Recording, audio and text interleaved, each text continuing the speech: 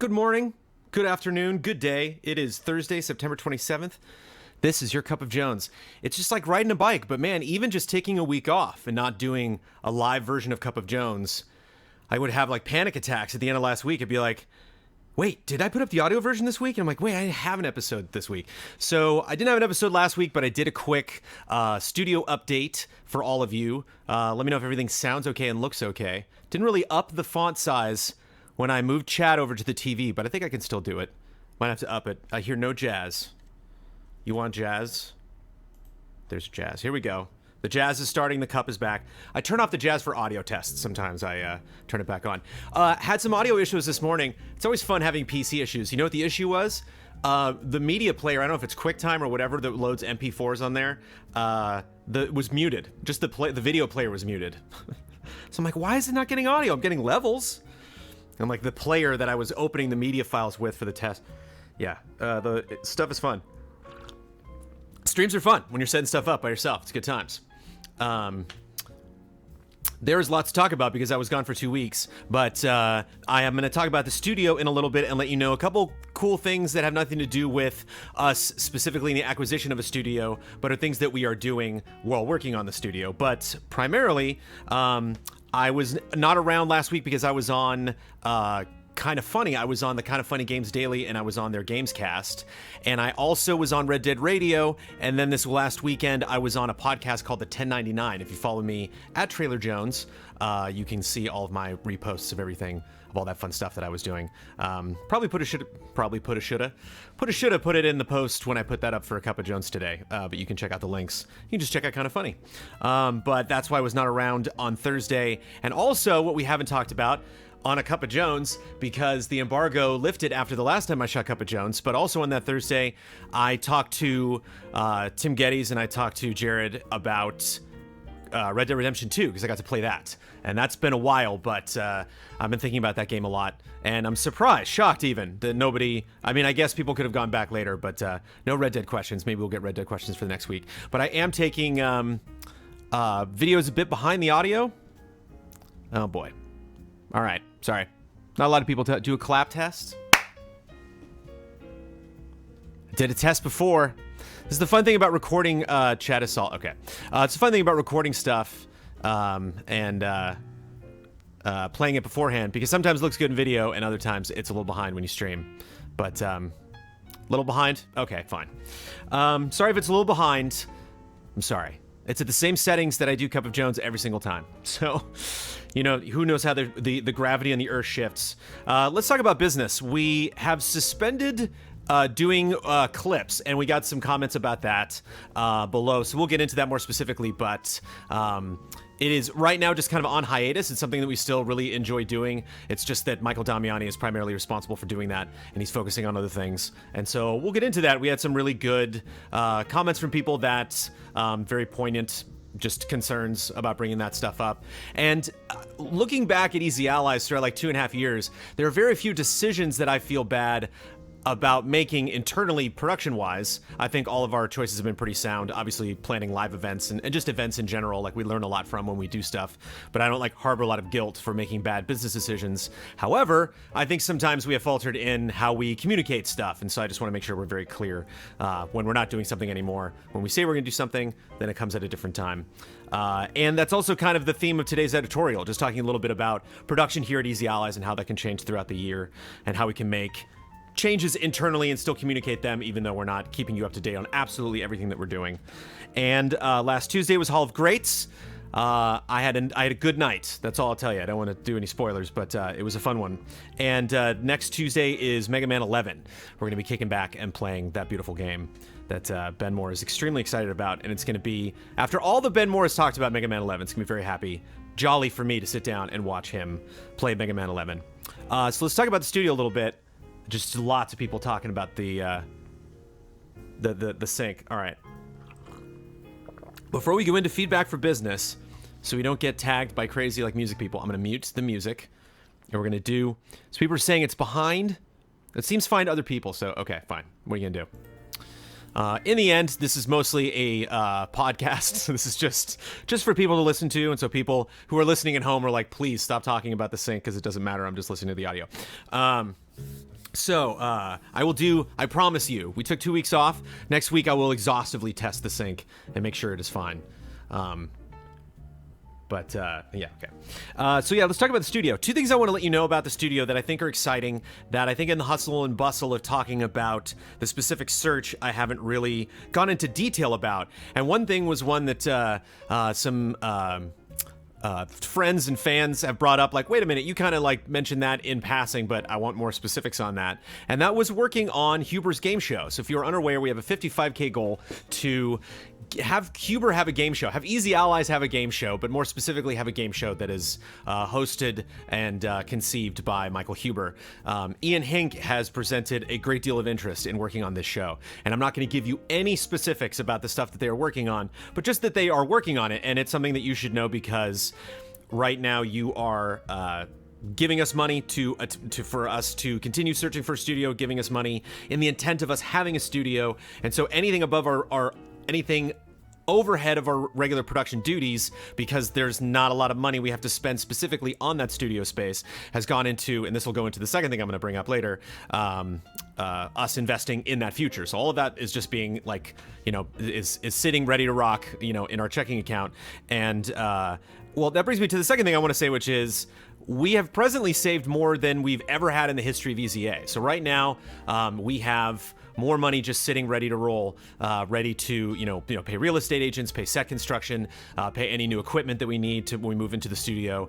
And so we're as the weeks go on and there's parts that are kind of out of our control when it comes to, we've given people our financial information, we're just waiting to hear back from landlords, we're waiting for just correspondence back and forth, and that takes time and is not, I just don't think updates on like the real estate agent emailed us back. It doesn't sound like a very fascinating patron worthy conversation about the studio search, but just knowing that it's a very interesting position that we're in, that we have not been in before, where this studio is undoubtedly the biggest production that we've ever put together, and it's really fascinating to not only just kind of conceive of it and know that we can do it because we've been in so many production spaces before and have built so many production spaces, including this one, which if we can be this creative and turn like a garage into a space, like if we actually get a space that's built for sets, it's like, I think we can. I have faith, but it takes time, and I just thought that might be something that you would appreciate or you would find interesting, and knowing that we are taking a very small percentage of that and we are investing in this game show idea because there are so many reasons why the whole process of getting in the studio is taking a little bit too long, and that can be frustrating.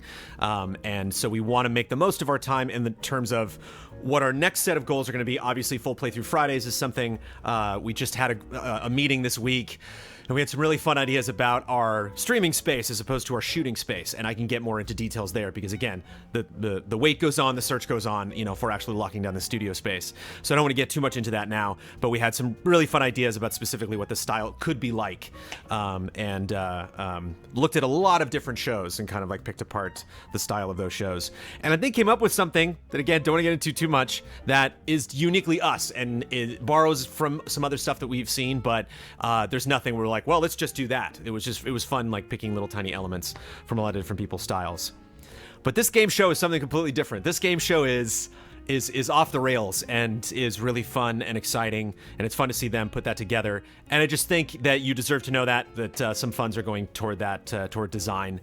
We will not now because there's no place to put them, but we are designing and will be building additional set elements to be featured on the show as well. Some tech that is required.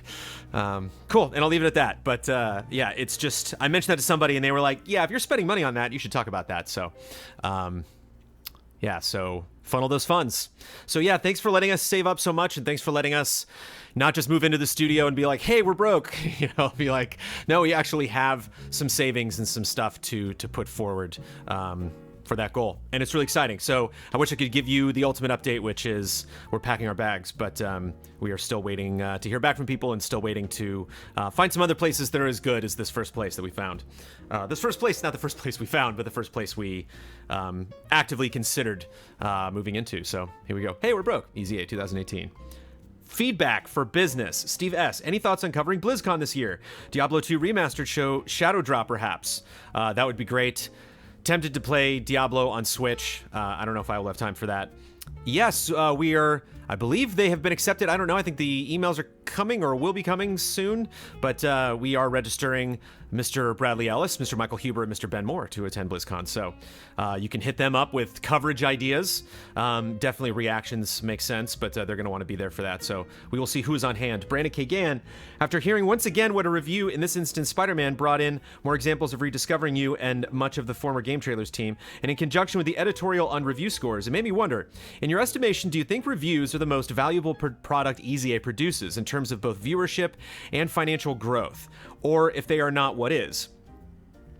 Valuable would probably be reactions, because we have to do just minor research. A lot of it is just kind of list making, and then talking about like, is Splinter Cell going to be shown before the Xbox press conference? Like, I can just call upon memories, so I don't have to do like a ton of work beforehand. I just need to know what is expected and know, referencing specifically what we're going to talk about, and obviously take notes during events.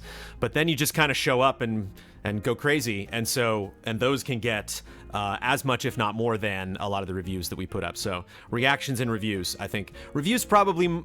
Well, it's kind of the same thing for reactions, with just general awareness, where I think with reactions, people are looking for fun YouTube videos to watch, where with reviews, I think people are actually looking for information. They're looking for, like, I'm making a purchasing decision here.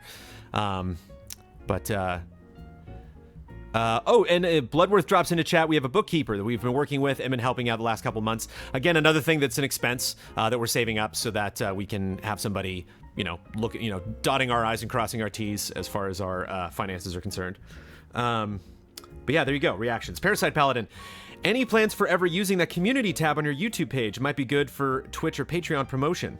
Yeah, we have some Taco dropped in as well. I'm going to mention Taco because I don't have a ton to say about the community features on YouTube, but this kind of fits into Taco's comment.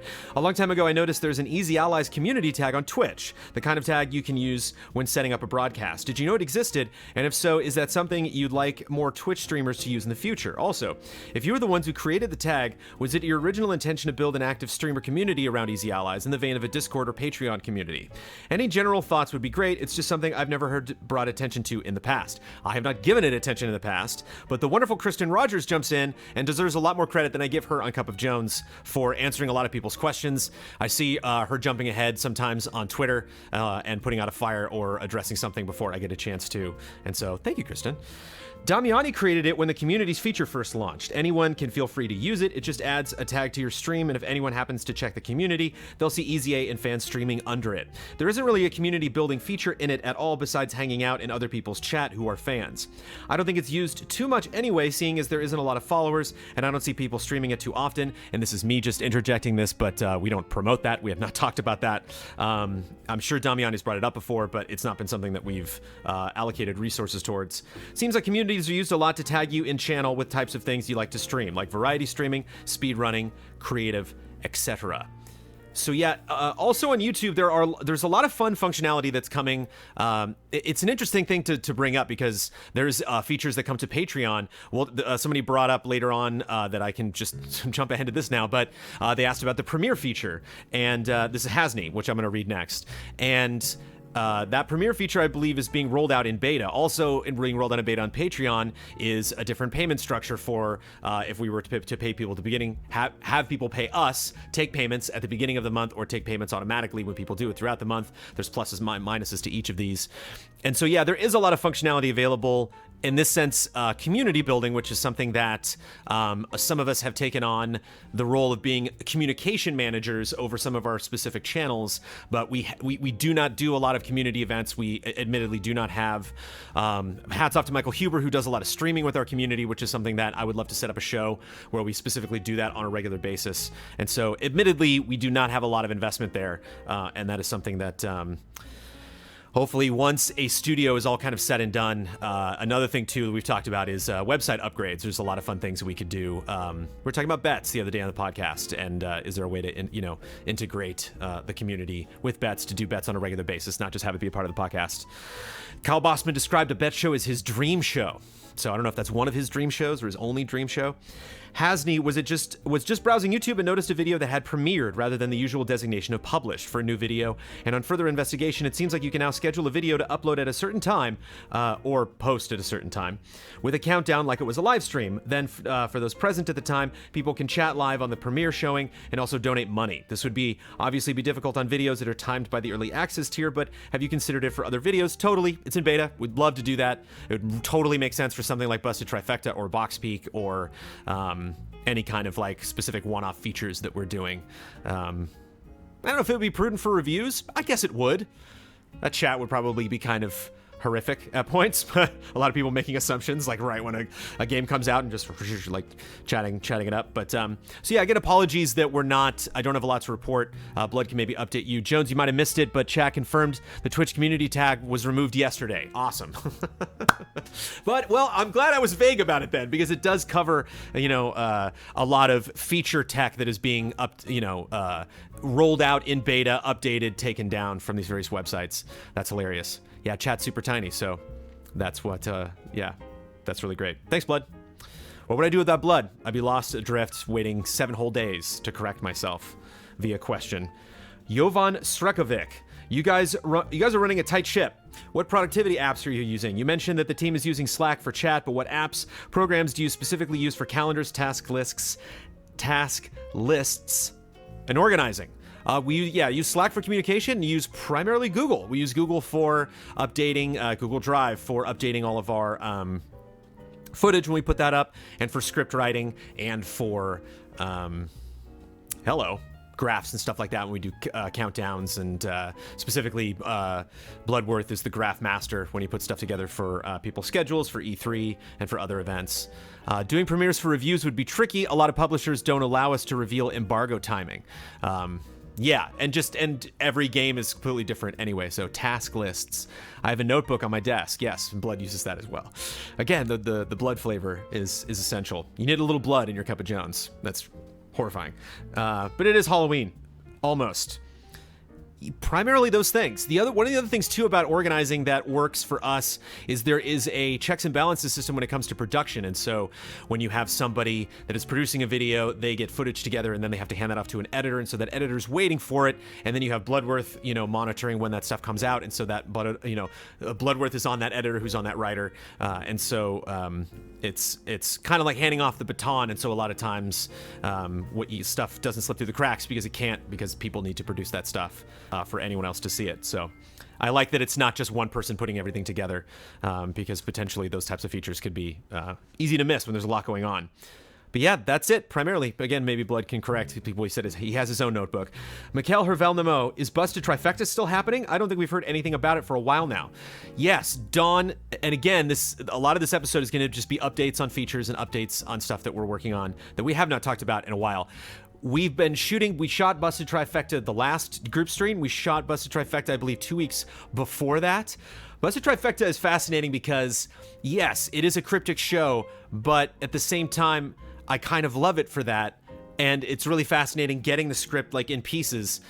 We shot a scene. We shot like a group scene. I'll say this much. I don't want to get into the plot, but a lot of times, I think one-on-one is the most people have been involved. It's usually like me and Don by myself, or me in front of a green screen when I've shot Busted Trifecta. I got to shoot a scene with 3 other people, and that was delightful. That was really great. I am really excited to see that scene come together. So Busted Trifecta is actively in production right now. We just shot stuff. I should mention that when we're doing fun shoots for things.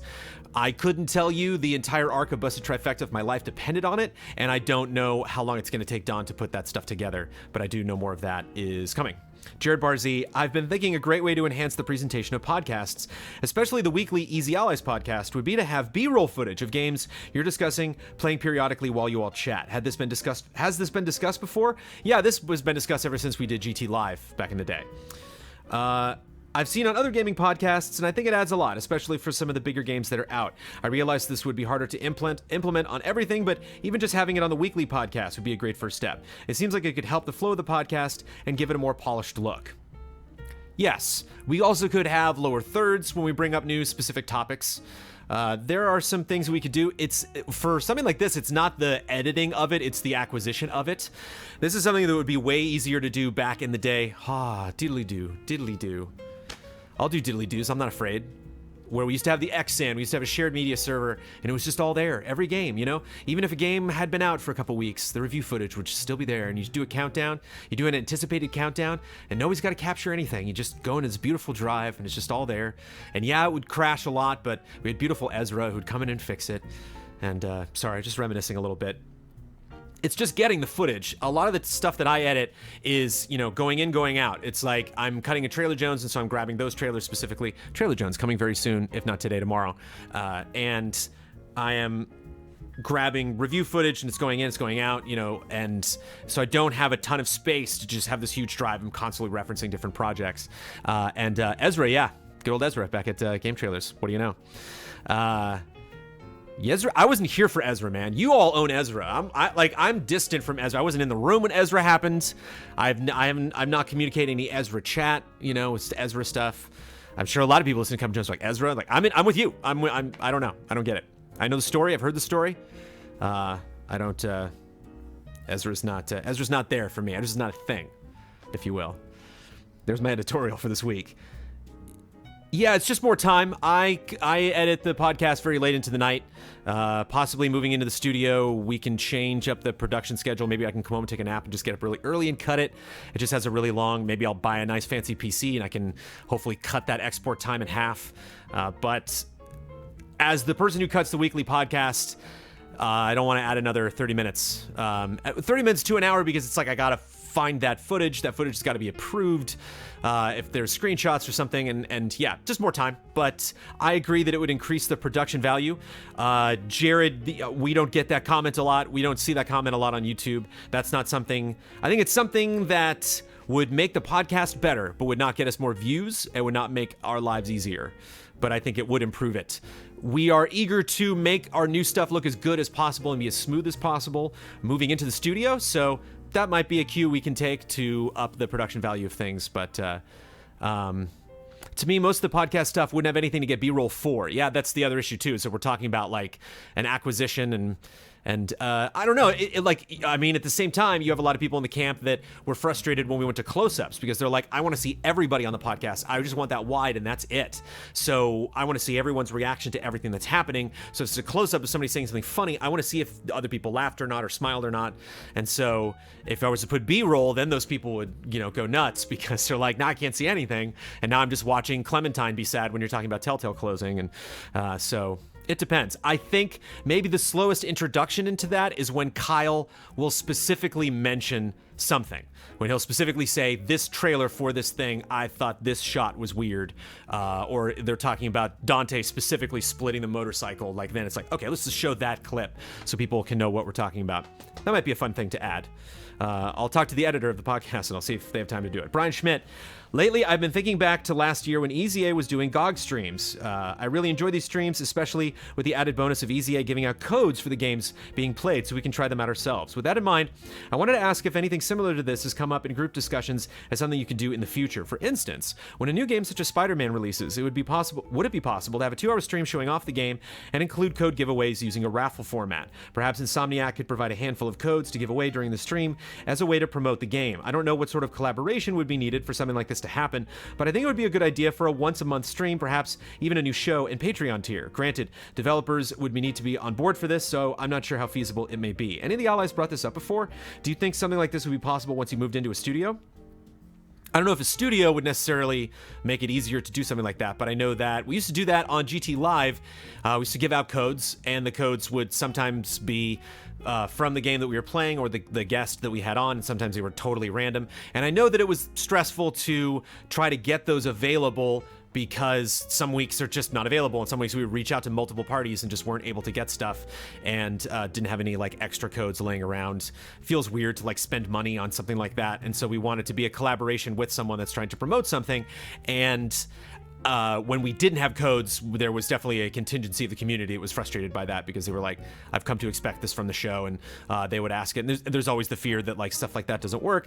That is something that I would want to have a specific producer locked into like that is what they are doing, and I think we're kind of maxed out as far as how many shows each of us is producing right now, which is why, you know, Full Playthrough Fridays makes sense because it's something that we want to do. The game show makes sense because it's something that Huber's talked about for a really long time. Ian's willing to shoulder the production load on that.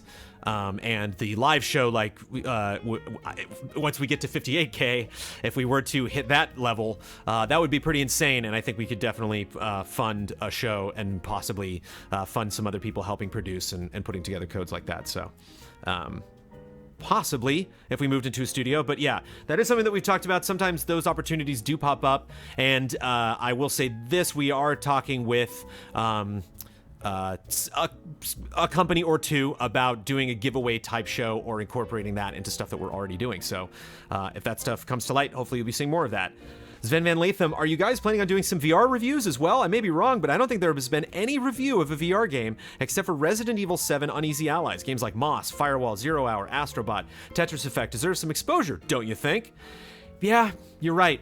Yes. I'll own it. This is me owning it right now, that we don't cover VR games. We don't stream VR games as much as we possibly should.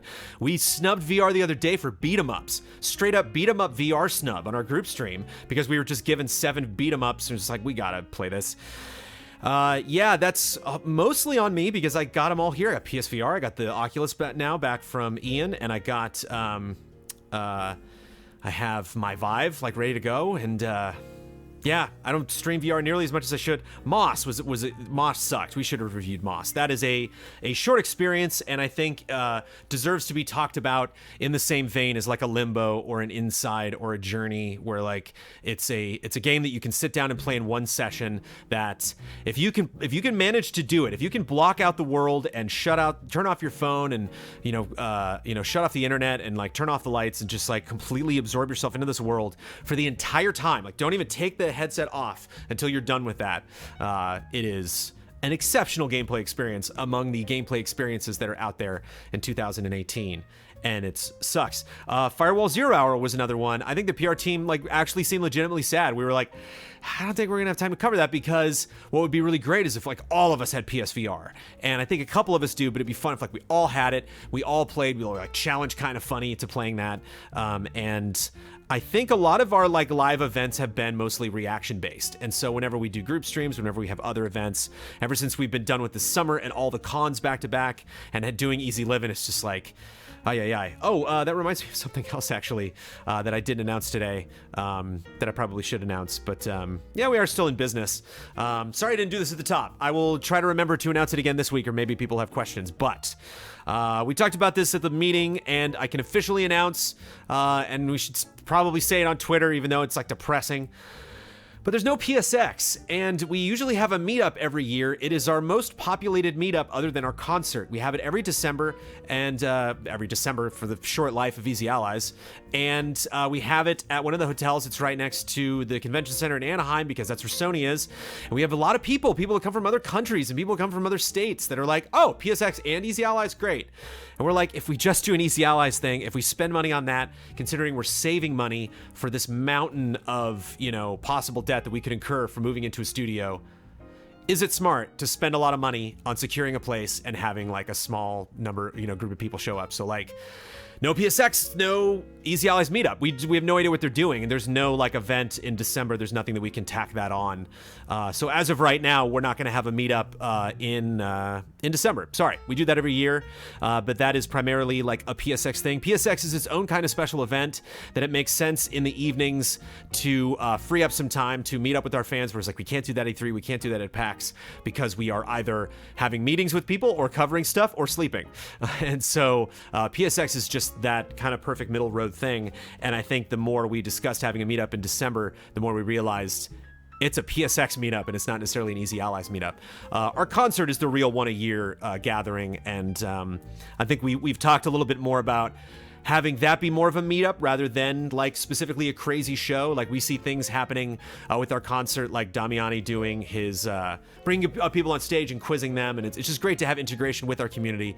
And so we're talking about possible ways to do that for our concert this year, and you know, possibly in the beginning of 2018 when we look at our budget for next year, after we get all this studio craziness behind us, maybe we can you know, put that together. But and maybe we'll have outreach from fans that say, you know, PSX was fun, but the main reason that I even planned that trip to begin with, we know a lot of people that previously have put forward a lot of money to go see us at events. It's very difficult for them to schedule that kind of stuff. I know there's a lot of people back east that have never been able to afford to come out and see us, and I definitely want to plan something back east whenever we can.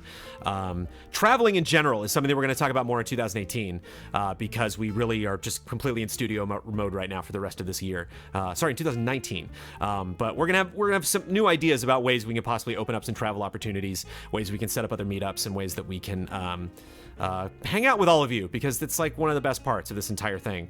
And it sucks to say that, but the more I think about a non-PSX meetup, it's just like, I don't know. I just don't know how we would put something like that together, considering how special that kind of thing was before. So sucks. Sorry. Yeah, we'll have more information about that. Sorry to mention that at the top. I was trying to rack my brain of like all the stuff that we had, a lot of takeaways from this last meeting, and a lot of stuff that I want to space out and not necessarily talk all about all of it in one episode of Cup Jones. Sorry, Sven, for tacking that onto your comment. But yeah, more VR games we should stream. Yeah. Cola Ina, I've heard you say that producing the monthly top 10 videos requires a lot of work. I don't doubt it, but could you explain why they are so labor intensive? Thank you for framing it in that way. I appreciate it. We have to meet. It is one of the only shows that before an episode is produced, every single time it requires a meeting. And some of those countdowns take 30 minutes. Some of those take an hour or more. Some of those countdowns are very easy to figure out. And some of those countdowns, like towns, like we talk about towns having been a contentious list where people were like, whoa, you had a lot with all the Zelda and stuff with one game, and lots of issues about, you know, like doesn't feel like you're putting a lot of work into this stuff. Towns was bloody. Towns was brutal. I was like, oh, good, Towns. I can take a break and we can all just jovially talk about our favorite towns from games. And like we were drawing blood in that list taking process. So there's the emotion and just the scheduling of like doing that. We've typically done that in person. I think for the next countdown thing, we're going to try to do that on Google Chats, but like all that's in person. And so that has to tack on regular shoots that we're doing. We have battle scars from Towns. There's no question. And then we have to assign who's going to write those things, as Bloodworth and I and Ian primarily, because he's editing each video, then has to be on each specific person about writing their specific thing, writing their segment. They send that to me, then I restructure those things and try to make sense of, figure out like, okay, this person's entry was too long, this person's entry is too short, I think this little bit needs clarifying. I write the intro, and then I record that stuff, and then that is sent to Ian. And then on top of that, everybody has to pick what audio track, because there needs to be 11 different audio tracks, which is like more than most reviews that I cut, have to be selected, and all the gameplay has to be acquired, which either is captured by us or grabbed from trailers that we have from publishers and stuff like that. So there's just so many different steps. And I think even if a step doesn't take a lot of time, just adding one extra step requires a manager to make sure that that is done, requires somebody to do it, requires the manager to be on, the assets transferring from, one person to the next. And it's just kind of all hands on deck, and we don't have group stream is all hands on deck, but again, we just show up for 2 hours and then we're done. And that's one that like we got to meet to decide, we got to meet to write, we got to meet to approve, along with all of the other things that go along with every other video. It's got to be cut. I have to voice it, yeah. And I think there's also when we think about a lot of other shows, they aren't themed. And when you think about doing a countdown, you not only have to justify, selecting 10 things for it, but selecting a countdown that is themed well for the concept of being a countdown. That this is something that we can actually, say what are our favorite things of something and rank them in a way, create an opening paragraph that makes sense, you understand what we're talking about and how things are ranked. And there's so many other things that we do from a production standpoint in a review, like I'm just selecting clips of what this dude's talking about over here. It's not like, the theme is the game. The game comes with the theme. So it's thematically, it's more thought has to be put into those types of videos than other types of videos that we do. Cup of Jones, I have to just write this stuff out and know that I have answers for these things. Whereas, again, there's a theme attached to every it's the podcast. We just talk about the news, where you legitimately have to look ahead. It kind of gets into doing more scripted narrative stuff, which we've, like Busted Trifecta and Box Speak, which we do very, very little of, or Game Sleuth, where there's like an angle that we're trying to take. So like anytime, or Retro, there's a story we're trying to tell. Anytime you add that little bit of theme onto something, it requires a little bit more brain power, a little bit more pre-planning, and more eyes on it, and more time just in the cooker. Oh, and since you narrate all the Easy Allies reviews regardless of who wrote them, is there a format that the allies have to follow? It wouldn't surprise me if you were just that good at reading whatever's put in front of you, but I was curious about how a review comes together and if the allies have to follow any basic guidelines when writing their review for you. I'm just that good. Jason A. Sackle. Thinking back, no, I'm just kidding. We see. Any basic guidelines? The guidelines is Bloodworth. Bloodworth is our managing editor. He is the one who reads every single review script and makes sure they are up to snuff and then passes them along to me. I remember one of the first real critiques that I got of our reviews was from Shane Satterfield when he came on to work at Game Trailers, and he said that all of your reviews sound the same, and I wrote a lot of them and copy edited the ones that we were getting from writers, but a lot of those were just kind of notes, like they just said, here's what I liked, here's what I didn't like, and so I wrote a lot of opening and ending paragraphs to reviews back in the 2005, 2006 days when we used to have like the Atari graphics, so we're like 2D, like those things, and they all sounded the same because I wrote them all. And he came in and he's like, we need an editorial staff. We need different voices. We need different perspectives on different genres and people that specialize in certain things. And so you take all their work and then you kind of funnel that through an ideal of how things should be structured grammatically, how things should be structured. I mean, back at Game Trailers, we had here's story, here's design, here's gameplay. We broke those up. And now we just kind of have a more free form thing, which is nice to have the freedom because you're like, maybe I want to talk about story last. Maybe I want to talk about design first because that's the real issue or the best thing about this game. I usually start with story because I usually play games that are very story focused, but at least the ones that I play for review. But yeah, guidelines are Blood. I'm shocked Blood hasn't said anything in chat.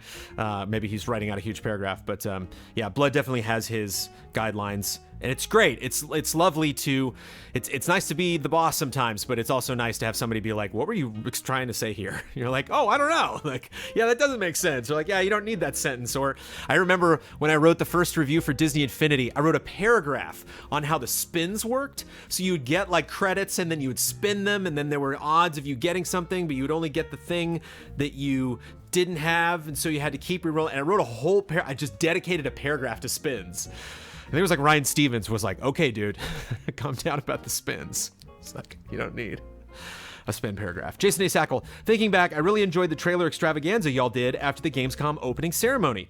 Do you think you would do a Trailer Fest stream for all the new trailers dropping this week from TGS? Granted, there is a decent amount. It was kind of neat to hear you all talk about the games that might otherwise fly under the radar, not necessarily get a spotlight in keynotes or directs. That's all. Dumb idea? Yeah. But I kind of like listening to your reactions on my morning commute and make a mental note of what trailers to watch later. After the Gamescom one, I found myself adding a few games to add to my list as to what to keep an eye on. What did you call it? Trailer extravaganza? It's going in takeaways. I got one. Trailer extravaganza. The reason that happened, Jason, was oh boy, Michael Damiani. That was not me not remembering his name. That was my brain just shutting down. My brain just stopped for a second. I think I had my head back and the blood drizzled out of my brain for a second there. Damiani is a quick draw at YouTube link, XSplit. Like, he's just so good at setting that stuff up, setting up playlists, gathering clips, and he's just really quick. I remember him. So I stayed up so late. I think I took like a 3-hour nap during the Gamescom one. No, I was there. No. Yes. You were talking about Gamescom later. That was the Sony thing. I was asleep for that. And then I got up later to shoot something. I don't know. And then I did React, and then I was on the switcher for the Gamescom thing for the Xbox when they were showing the new Devil May Cry 5 footage. And some people in chat were like, you should do that trailer thing where you post links. I was like, I can't. I'm so tired. I can't, like, my brain cannot operate that fast. But so sometimes it depends just on pure exhaustion whether, like, the person manning XSplit is willing to do that. Like I said, Damiani, that's just like in his blood. That's just something he does really fast. But I think that's possibly an interesting idea for a show. Maybe do that once a month, just kind of like look back at all the trailers that came out and just run them rapid fire. Because Trailer Jones, the show that I do, we talk about 3 trailers. We talk about them in depth. We spend about 10 to 15 minutes per trailer, and we score them. And it'd be interesting so we watch them like on loop. It'd be interesting to just watch them once, just all the way through, just a quick playlist of a bunch of trailers, and then talk about all of them. That's a fun live stream. I like that idea. I'm going to put that one on the shelf. Thank you, Jason. And I'm not going to give you any credit when I start doing it. None at all. James Vest, I was wondering if you're worried much about people having too many expectations about the studio. I worry about people having too many expectations about everything all of the time. Bloodworth also chimes in about guidelines. Yeah, I don't think there's anything I would call guidelines. I definitely go through and clean up grammar, make things more concise, and ask questions if anything seems unclear. I feel like... If I feel like something doesn't add up, I'll ask for some sentences on certain topics, or I'll axe things when they seem redundant. There you go. There's the guidelines, the blood guidelines. We'll make the blood chop, the blood axe. You heard him, he axes things. No blood, no!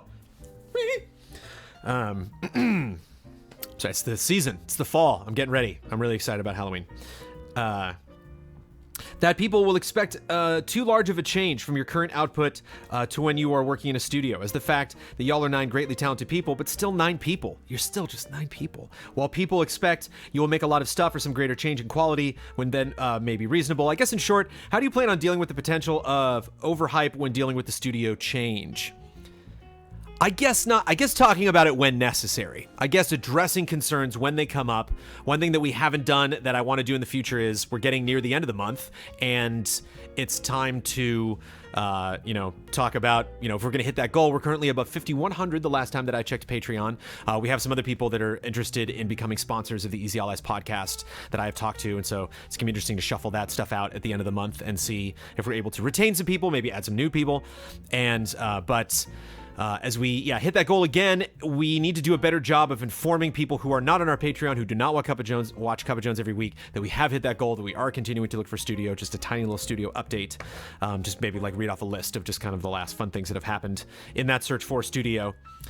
So in that regard, I really want to take a strict business perspective and not talk about specifics. There are some things that this new stuff has come to light about the studio when we were looking at it and we were like, oh, we could do this in the studio, or this would work this way, or the laptops would go over here.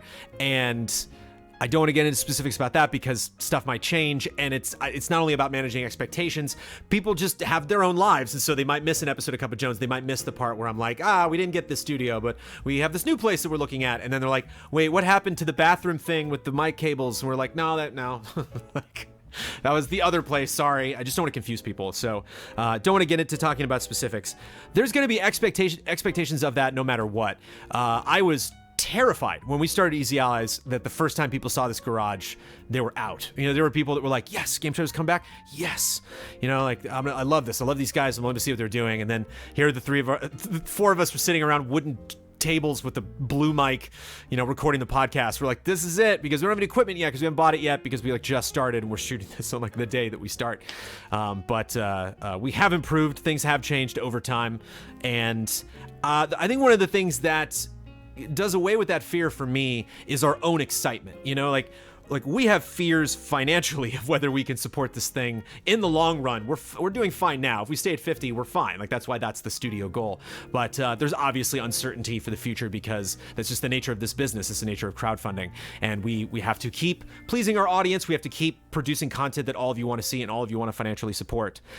But the content that we're looking at doing, this game show, this live show that I want to produce if we get to 58K, the difference in having a streaming space and having a shooting space, and so you're not just like, well, that's our space, but you're like, no, what's this space look like? What exactly do we need? If we have a TV, where does it go? And what's near it? And like, what does it move when we shoot different stuff? When do we shoot those things? How often? And on what schedule? When am I going to do Cup of Jones? If I'm not doing Cup of Jones in the studio and I'm doing that here, I'm thinking about doing that on Monday mornings, basically. It's the beginning of the week, you know, like all sorts of thoughts.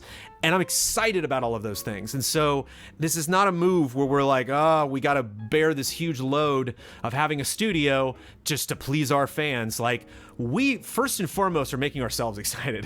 This is going to make all of our lives easier. This is going to make the amount of pride that we're going to feel turning a key and walking into a space and knowing that is ours. Like, we are renting that space specifically for the production of this thing that we are in business and doing, and taking funds out of a checking account we all share, and an LLC that we all represent as partners, you know, for a community that has all gotten together on these various platforms to support us financially.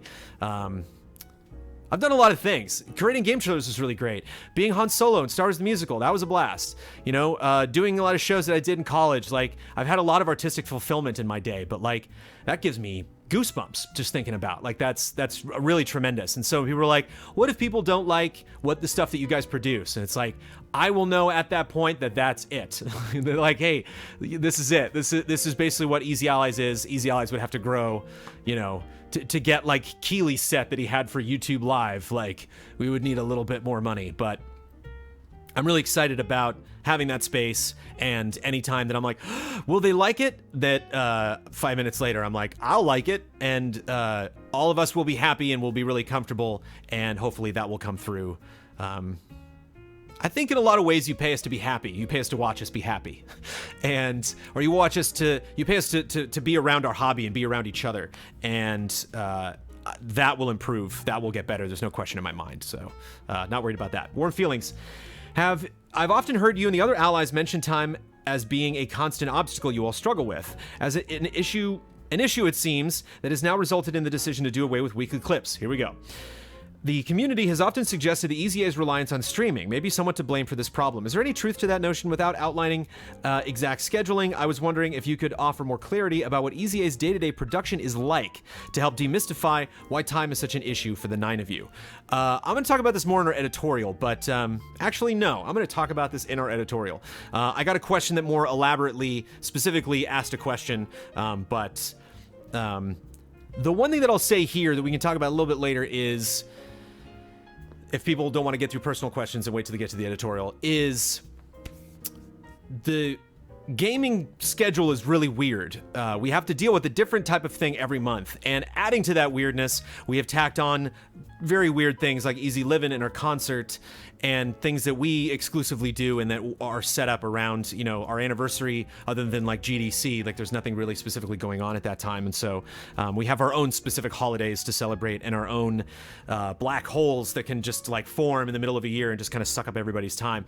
And so we are getting out of the reaction period. We're getting, you know, TGS is almost over, and you know, all the fallout from that, and you know, E3 obviously kicks off the summer, and you have, you know, Gamescom and PAX and Comic-Con and Easy Livin' and a lot of announcements that happen. And then now we're moving into reviews, and a lot of people are producing a lot of features.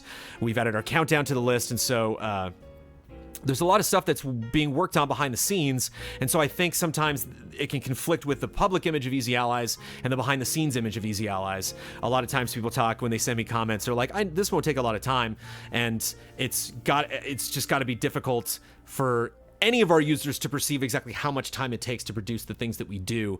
The point being that hopefully once Box P comes out, once Busted Trifecta's done, you know, once you see, you know, some of the retro projects that we're working on right now, Ian's working on a fun project, as he's alluded to a lot, that I gotta do. I gotta learn some lines for that one, let me tell you.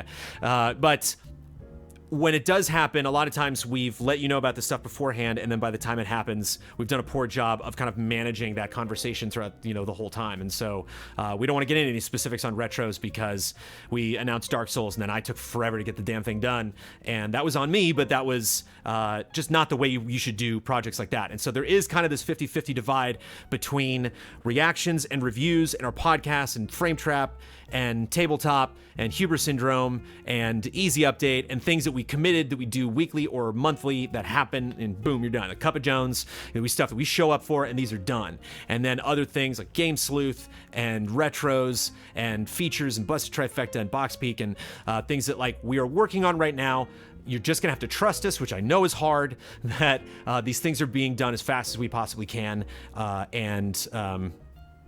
I think on top of that too, one thing that makes all of it difficult is like I'm playing Dragon Quest XI right now like crazy, and so I'll be working on something. Last night I was taking notes for Cup of Jones, and I was just power leveling, and so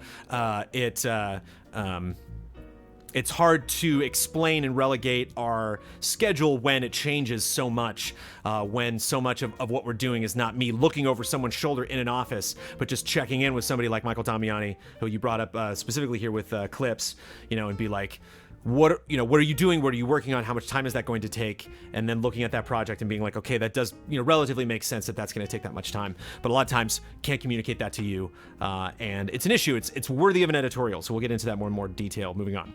Fargo H, do you have any updates on the newest episode of Game Sleuth in production? One thing that's worth saying about Game Sleuth is, just like I'm dealing right now with landlords and lawyers and accountants and real estate agents, is Damiani will try to get feedback from people. He'll try to get sound bites. He'll reach out to people and be like, here's a bit of information I need to know, what this person said. And that person will be like, oh, there's another person you need to talk to. So go and talk to that person, but they're on vacation. They're hard to get a hold of. And so I remember back in the Pop Fiction days where a lot of episodes that would either go through multiple revisions or would be held back because it's like, there's a really sweet quote coming from somebody and it just takes a long time to get in contact with that person. But yeah, Game Sleuth is underway. We have that planned before the end of the year. Tyler Travis, why don't you stream the podcast? It seems like it would be much easier than editing it, and Ian should be able to handle the music titles on the fly. Ian can definitely handle that. I don't know if it would be easier. It's just a question of doing the work beforehand or doing the work after. We couldn't have the bet tracker on screen because he wouldn't know what the bet totals were. And we couldn't, I guess he could maybe update that on the fly, but we currently don't have a system in place for him to do that. I guess he could do podcast halftime. I would have to let him know what the order was because I shuffle those cards up every week, so I don't know what the next card's going to be before I read it. I think, but primarily, and it was interesting because Kind of Funny does a lot of their podcasts live, and they have a pre-show and post-show, and those are fun. It is something that I would like to dabble with. I would like to do different types, not GT Live, the Easy A Live, or whatever we call our guest show. It'll definitely not be Easy A Live because that will not make any sense because we didn't do as much live streaming at Game Shows that we do now at Easy Allies. But I think the primary reason is we take bathroom breaks. We have notes. Sometimes Brad said something. I had to beep him out. He didn't say anything vulgar. He just spoiled something ahead of time. And so I was like, Brad. And so there are mistakes that happen. There are things. The podcast, I think, is one of those things that really represents us as a whole, collectively represented by this gaming industry. This isn't like, Bossman trying to beat, Wozniak's score in Tetris. This isn't Kyle, Ian expressing himself in Easy Update, writing music. This is all of us. Kyle is representing us, and myself. I'm on it because I'm on every episode along with Ian. But this is just kind of like our general gaming opinion. It can be the only thing you watch. I think about that a lot in regards to the Easy Allies podcast, that I imagine for a lot of people, that's it. They just check into our podcast. Maybe they'll watch a stream every now and then, but that's like their main a way to connect with us. And, so I think it would be fun to do some kind of a live podcast, but I would want the podcast that we put out every week to be something that I at least get to watch once before I send it out to anybody else, or something that we're not just like, whoops, we totally shouldn't have said that. We're in a different mindset when we stream, and I don't want to be in that mindset. That said, we have streamed, I believe we do the podcast live every year for E3 because we're just talking about E3. But I do love having that extra layer of production on it. But adding B-roll, classic example, although you can't do that live. But again, takes more work beforehand. Rammer, with the recent announcement of weekly clips being canceled, I had a suggestion which you may have already discussed internally, but wanted to send regardless. As much as I love your transparency, a lot of disappointment could have been avoided if the logistics and planning was sorted out before announcing this production. I think sometimes Easy A may get too ahead of themselves when planning and announcing projects. Another example is the delay of Box Peak. I think after further planning and discussion is needed before actually announcing a project. I think just further planning and its discussion is needed before actually announcing a project. As much as I dislike being in the know, I think holding back pack announcements and going through all scenarios which may impact EZA is extremely important to the health of our community and better set expectations with patrons. This is why the next Game Sleuth has not been announced. This is why none of the multiple retro projects that are currently in production are being announced. So case in point, yeah. In the instance of clips, you mentioned clips and BoxSpeak, and I want to talk about those because I think those are two separate things. One, I don't know how much communication Damiani did ahead of time about how involved he was going to be in Easy Allies Clips. Easy Allies Clips is kind of an evolution. You know, credit always goes to Some Game News on YouTube, who have done so many clip versions of us and kind of set the standard for how that stuff should be produced, and we wanted to put our own flair on it, and that's something that Damiani wanted to do. And now we're getting into review season. You know, Damiani and Ben are just madmen. They always play RPGs, and so he's just hammering out all these like multiple hour games, working on features for us, working on next Game Sleuth, working on a retro, and just working on all of his other obligations week to week with stuff that he's doing, working on potential sponsorship opportunities that we can't talk about yet because they aren't finalized. And so he took that on to do, and then was like, I have other things to work on, and so I can't work on this, and basically until we figure out a better way to produce this internally. Clips wasn't a part of anything that was like financially associated with us. Like, we didn't get comments from people who were like, I pay you for this, therefore I want this. Clips was just kind of like, how about this? Look, boom, new thing. And I don't feel super bad about canceling stuff like that. You know, obviously I want to be consistent. I want to keep producing things that our audience wants to see. There are some things we've had to sunset Easy Anime. We haven't done Gundam building streams in a long time. But these are things that just kind of pop up. That we're like, hey, here's this fun thing. We're going to do this for a while. We'll do a season of it. You know, we've turned tabletop into a seasonal thing now. And so that show can go on hiatus for a little bit before, you know, they're planning having another go of it. And so BoxSpeak was something that was a part of the Patreon, which is why I want to address that separately. But so that's one of the reasons why I don't beat myself up too much about clips. With BoxSpeak specifically, BoxSpeak is so different from anything that we've ever done. So whereas I harbor a lot of guilt for how I handled the Dark Souls retro, with because I've done so many of them previously at Game Trailers and should have known better. With BoxSpeak, we've never done anything like this. Kyle's never done anything like this.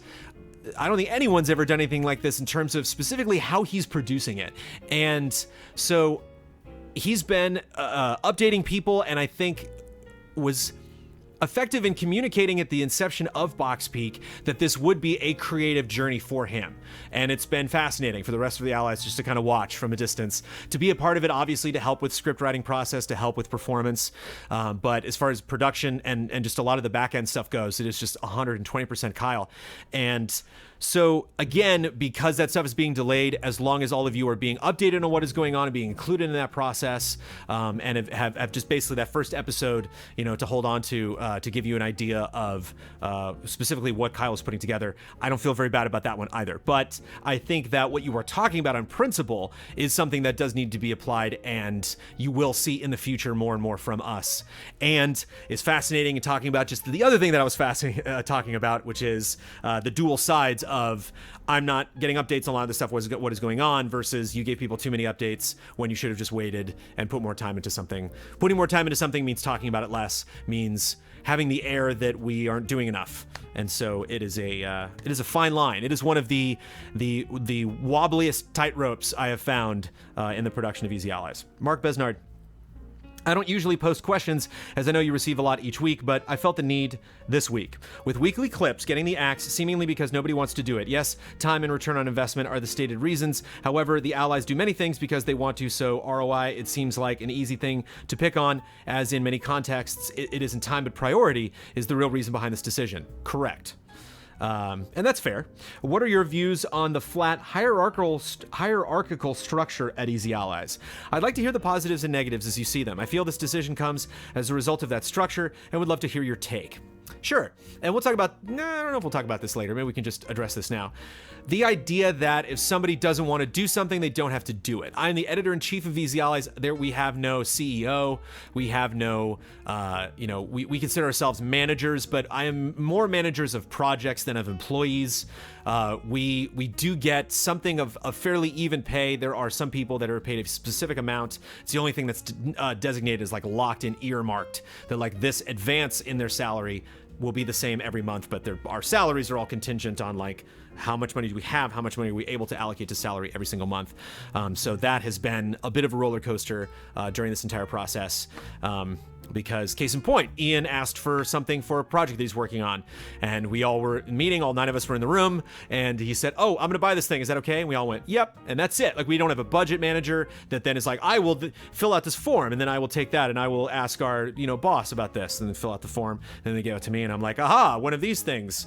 Yes, you can purchase one of those, and then hand that off to our accountants, and then they'll approve that, and then they'll get the money, and then he'll go do it. Ian has a card, he has his name on it, he can charge that. So there was a lot of trust involved in that.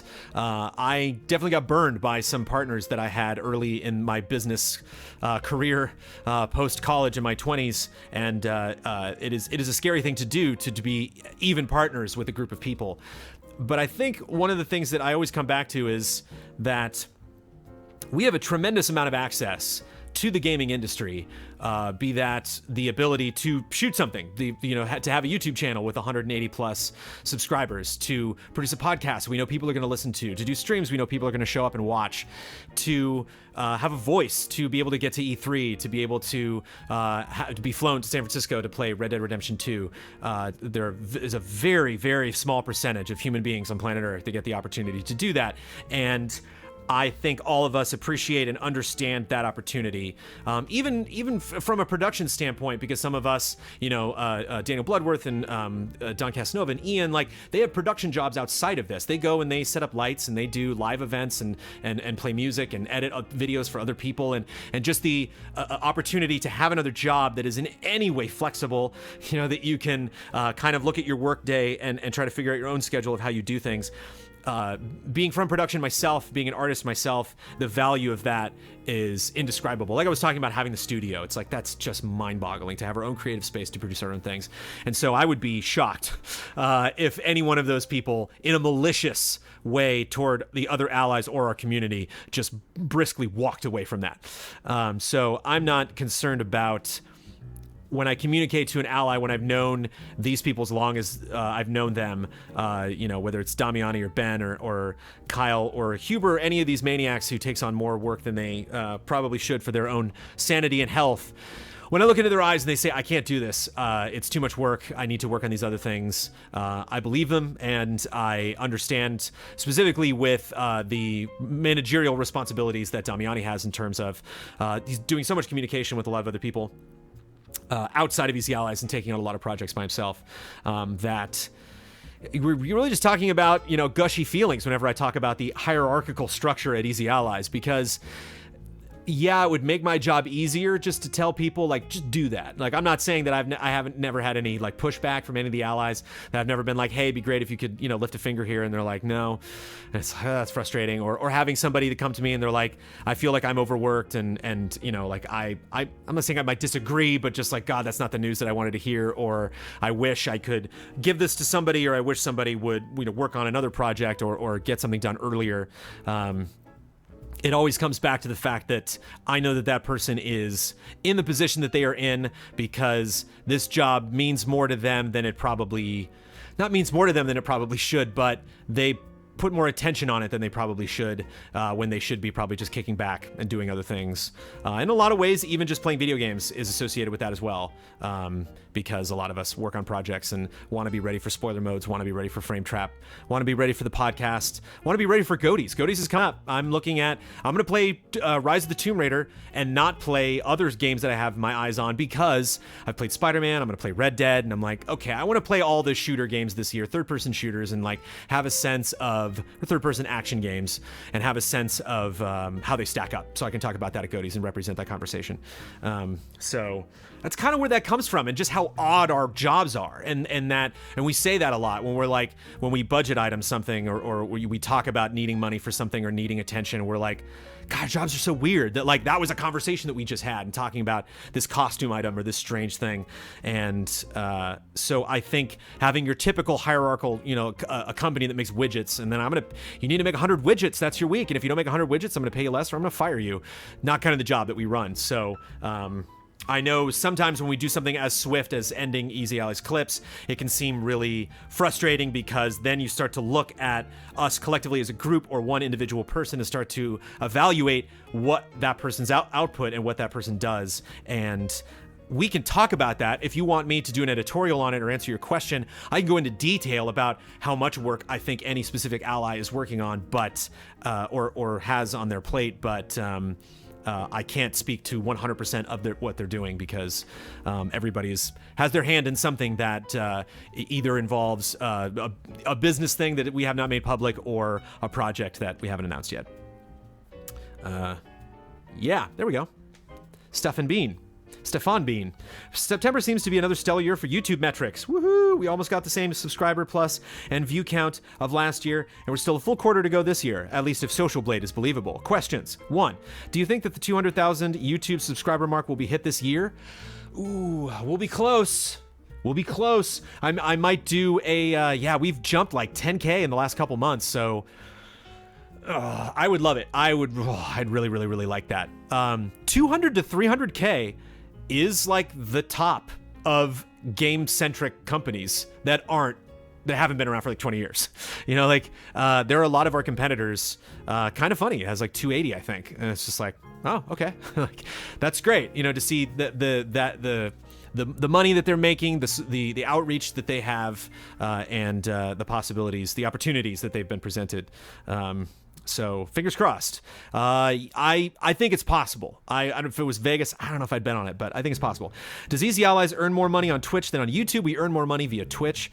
3, do you consider these revenue numbers for future planning? Sure. Especially now that we're looking at this studio, because when you deal with taxes and internet costs and, you know, plumbing and, you know, all of these things, you have to account for who's paying what and when, insurance, we look at all of these different revenue things and we say, okay, well, if we're going to split money up, maybe we can look at each one of these revenue streams individually as representing a certain part of our budget. So maybe if we want to justify spending that Twitch money on a thing, then maybe we can put more effort into Twitch to then increase that revenue stream and make that one thing easier to pay for. Okay. Andrew St. Clair, just had an idea pop in my head for Hall of Greats. Would the allies consider implementing a portion before the voting results for the audience to voice their collective opinion? Something like a straw poll to go up when the final presentation is done for the audience to vote for which the game they would vote in. I noticed that when I popped on the stream, there were almost 2,000 viewers, and the fan engagement opportunity just popped in mind. I see how this could create unneeded complications like additional work for y'all to fit into your already busy schedule. Yeah, it's an interesting idea. Here, okay. Hall of Greats. Fan vote. Yeah, you just do it at the end. Once people see what they all are, you make a straw poll. We come in, we announce our winner, and then after that winner is announced, what was the winner from the community? If the community had their own Hall of Greats, what would they put in? But then the community makes their own Hall of Greats, and then they keep linking it to us every time we do a Hall of Greats. See, look, this is what our Hall of Greats looks like. It's better than your Hall of Greats. I'm just kidding, kind of. P.S. Would it help if people tag their posts like business or fun for these questions? Maybe a little organization from the patrons would help you out to label stuff because, as Andrew has just made himself an example of, we're done with feedback for business. I'm going to talk about feedback for personal stuff now. So some people ask personal questions, some people ask business questions. You do not need to label them. I can determine what is what. Some people ask questions, I think, without really knowing where that would fit in. And I'm like, that's more just me and my opinions and not necessarily something that is representative of like our business. So yeah, don't need to do that. The other thing too is the process of me grabbing the questions and organizing them is also the process of me reading them. So don't label something because I'm gonna have to read it anyway and determine if it's something that I need to respond to or in what order, if I need to combine it, because we had a couple Easy Allies clips questions. I put those together. So so you guys don't need to do anything. Just ask questions, fine. Because sometimes I might not get to your question. I might just answer it on Patreon. I might just give it a little heart. If I'm like, okay, thanks. I see what you're like. Some people just left a couple compliments this last episode. I was like, boop, thank you. But I'm not necessarily getting into them in the episode. Hour and 14 minutes in. Probably about an hour and 10 minutes. I started a little late today. All right. I think we have a very short amount of personal questions. So we're almost done with the episode. Short being 3 pages, but relatively. I'll get through them quick. Personal. Let's get personal. I received a 13 NAG, or 13 NAG, I guess. 13 AG. I received a code for a Spider-Man pin sent by the PlayStation Store for purchasing the deluxe edition of the game. I live in Russia, and I buy games in the US store because it's often cheaper that way, and for various other reasons. So, I used EZA's P.O. Box address as a shipping address, and they'll deliver it to you instead. Hope you don't mind. Mwah! I don't mind. Again, not a question, but I just wanted everyone to know 13AG or 13AG is a good poison. Thank you very much. Megan Leinart. By the time of writing, this is my favorite true crime parody show. By the time of this writing, my favorite true crime parody show, American Vandal, made its return with season 2. Is also a huge fan of Serial and Making a Murderer, along with some guilt with them when I watch things like this. Yes, I feel anger and sadness, but I also ask myself, should I really be entertained right now? This is someone's life, and I'm enjoying this show. So my question is, why do you think the genre of true crime is so popular today? And does it make you feel a bit off when you're entertained by shows like these? Yeah, I definitely got pangs of that when watching American Vandal, where I was like, it's weird to make fun of this genre because this genre represents a lot of people that have been wronged, that have experienced lots of pain, that are having their stories told to a lot of people for the first time. And American Vandal's like, haha, penises. American Vandal is also brilliantly done, so that's, I think, what makes it okay. But most of the time, I think these shows are popular because a lot of people don't know these stories. They're popular in the way that they are perceived, or like I think we started to see shows like this. See, I love like crime shows. Again, Forensic Files is like one of my favorite shows ever. I love Cold Case Files, also really great. And those are on like cable station number 256, and so I think those kind of slipped through the cracks for a lot of people, whereas Making a Murderer was really highly advertised by Netflix, and Netflix was a service that a lot of people were using for a lot of different types of entertainment. And so all of a sudden it gets pushed to the forefront, and people are really digging into the story that they're not familiar with. And I think people are just fascinated about that, especially now in the social media age where people can now speculate and wait a minute, do you think Brendan Dassey actually did it? And for the record, I don't think either of them did it, but that's just me. Maybe I was convinced, and I've looked at a lot of evidence outside of the show, but that's just me. But I think, yeah, people want to come to their own conclusions. It was fascinating to watch The Staircase, which was a really, really boring documentary, just in the way it was produced, because it was just super raw. Like there was not a lot of titles, not a lot of, narration, not a lot of just kind of packaging the thing. It was just like, well, we went to his house and had a conversation. And but that was fascinating to watch because I was like, I remember this Forensic Files episode, and I remember it being like conclusive that they were like, no, this guy did it. I'm on the fence about that one. I think he did it, but I don't know. Because yeah, there's a lot of crazy stuff going on with that case. But yeah, I think that's why. I think people just don't know these stories and they want to share this stuff. The Queen of Evil, Evil Queen. There's something, the Queen of something is also on Netflix about this bombing that happened near a bank. That's a good one too. Joe and Kate. I played Octopath and did not like it, but Dragon Quest XI I very much enjoyed. What are your thoughts on Dragon Quest XI? I love Dragon Quest XI. I'm having a lot of fun with it. I think one of the best things about this world, the art style is really, really charming. The draw distance to some of these maps is just huge, and so even though a lot of the areas are very constricting, the maps that you're exploring, like it's not an open world game, but you definitely get the feeling of an open world when you're out on your boat and sailing around and you see things kind of scaled down, and when you can see objects from a great distance, or you're like at the ocean and you can see like islands and volcanoes and stuff like that. They do a good job of really framing that world. But that game's just huge. That is a good investment if you're into role-playing games. You're going to play that game for a long, long, long time. There's a lot of stuff to do in that game. There's plenty that I'm just like, I don't have time. I got to skip this and move along. Yeah, if you want to, if you 100%, if you platinum RPGs, good luck with Dragon Quest XI. Comparing it to Octopath, just because you did that, I didn't like the storytelling in Octopath that much, but I was definitely more invested in the characters in Octopath. I don't really care so much about my party in Dragon Quest XI. I'm not really nervous about them. There's one spot specifically in the story that like really makes it hard to care about I'm like, well, you just kind of flushed all these characters down the toilet. But tune into our spoiler mode to get more, hear me elaborate more on that. And so it's weird. It's like, and just the music and the cutscenes in Dragon Quest XI are kind of dull to me. Like the stuff that's happening is interesting. The story's a little too convoluted, but I love it. I love the world. I love exploring this world, and I love going through stuff, and I love designing the characters around their abilities, and I love the combat. I love stuff that automates. I know it's horrible and horrifying for people to hear, but I love just hitting fight and just watching my team tear it up. I'd say spoilers, man. Saying something epic happens in an RPG is not a spoiler. Saying that there's like a turning point in an RPG. Moses D. Silver, The Dragon Prince, Avatar: The Last Airbender, Head Writer, Netflix now. I haven't seen it yet. I know all about it. I knew about it before it came out. Yeah, I haven't watched it yet. We're gonna get a Last Airbender live action show from Netflix too. It's like, all right.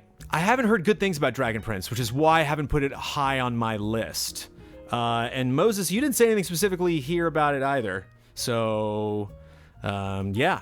I'm not gonna watch something just because somebody did another thing that I like, even though that is like one of the finest TV shows I've ever seen. Last Airbender's top 3 for me on television, just period.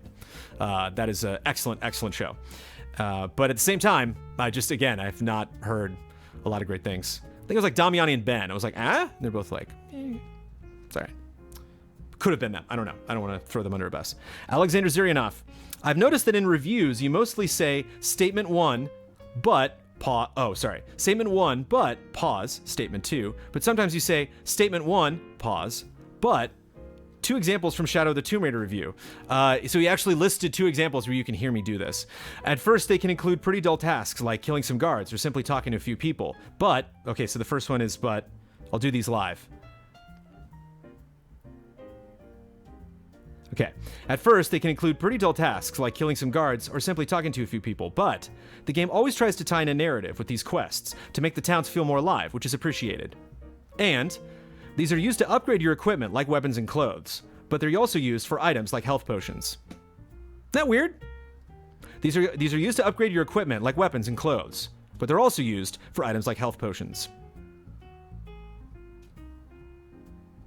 I guess it's the length of the thing that I talked about before, because they say weapons and clothes. So that's like 2 nouns with an and in the middle.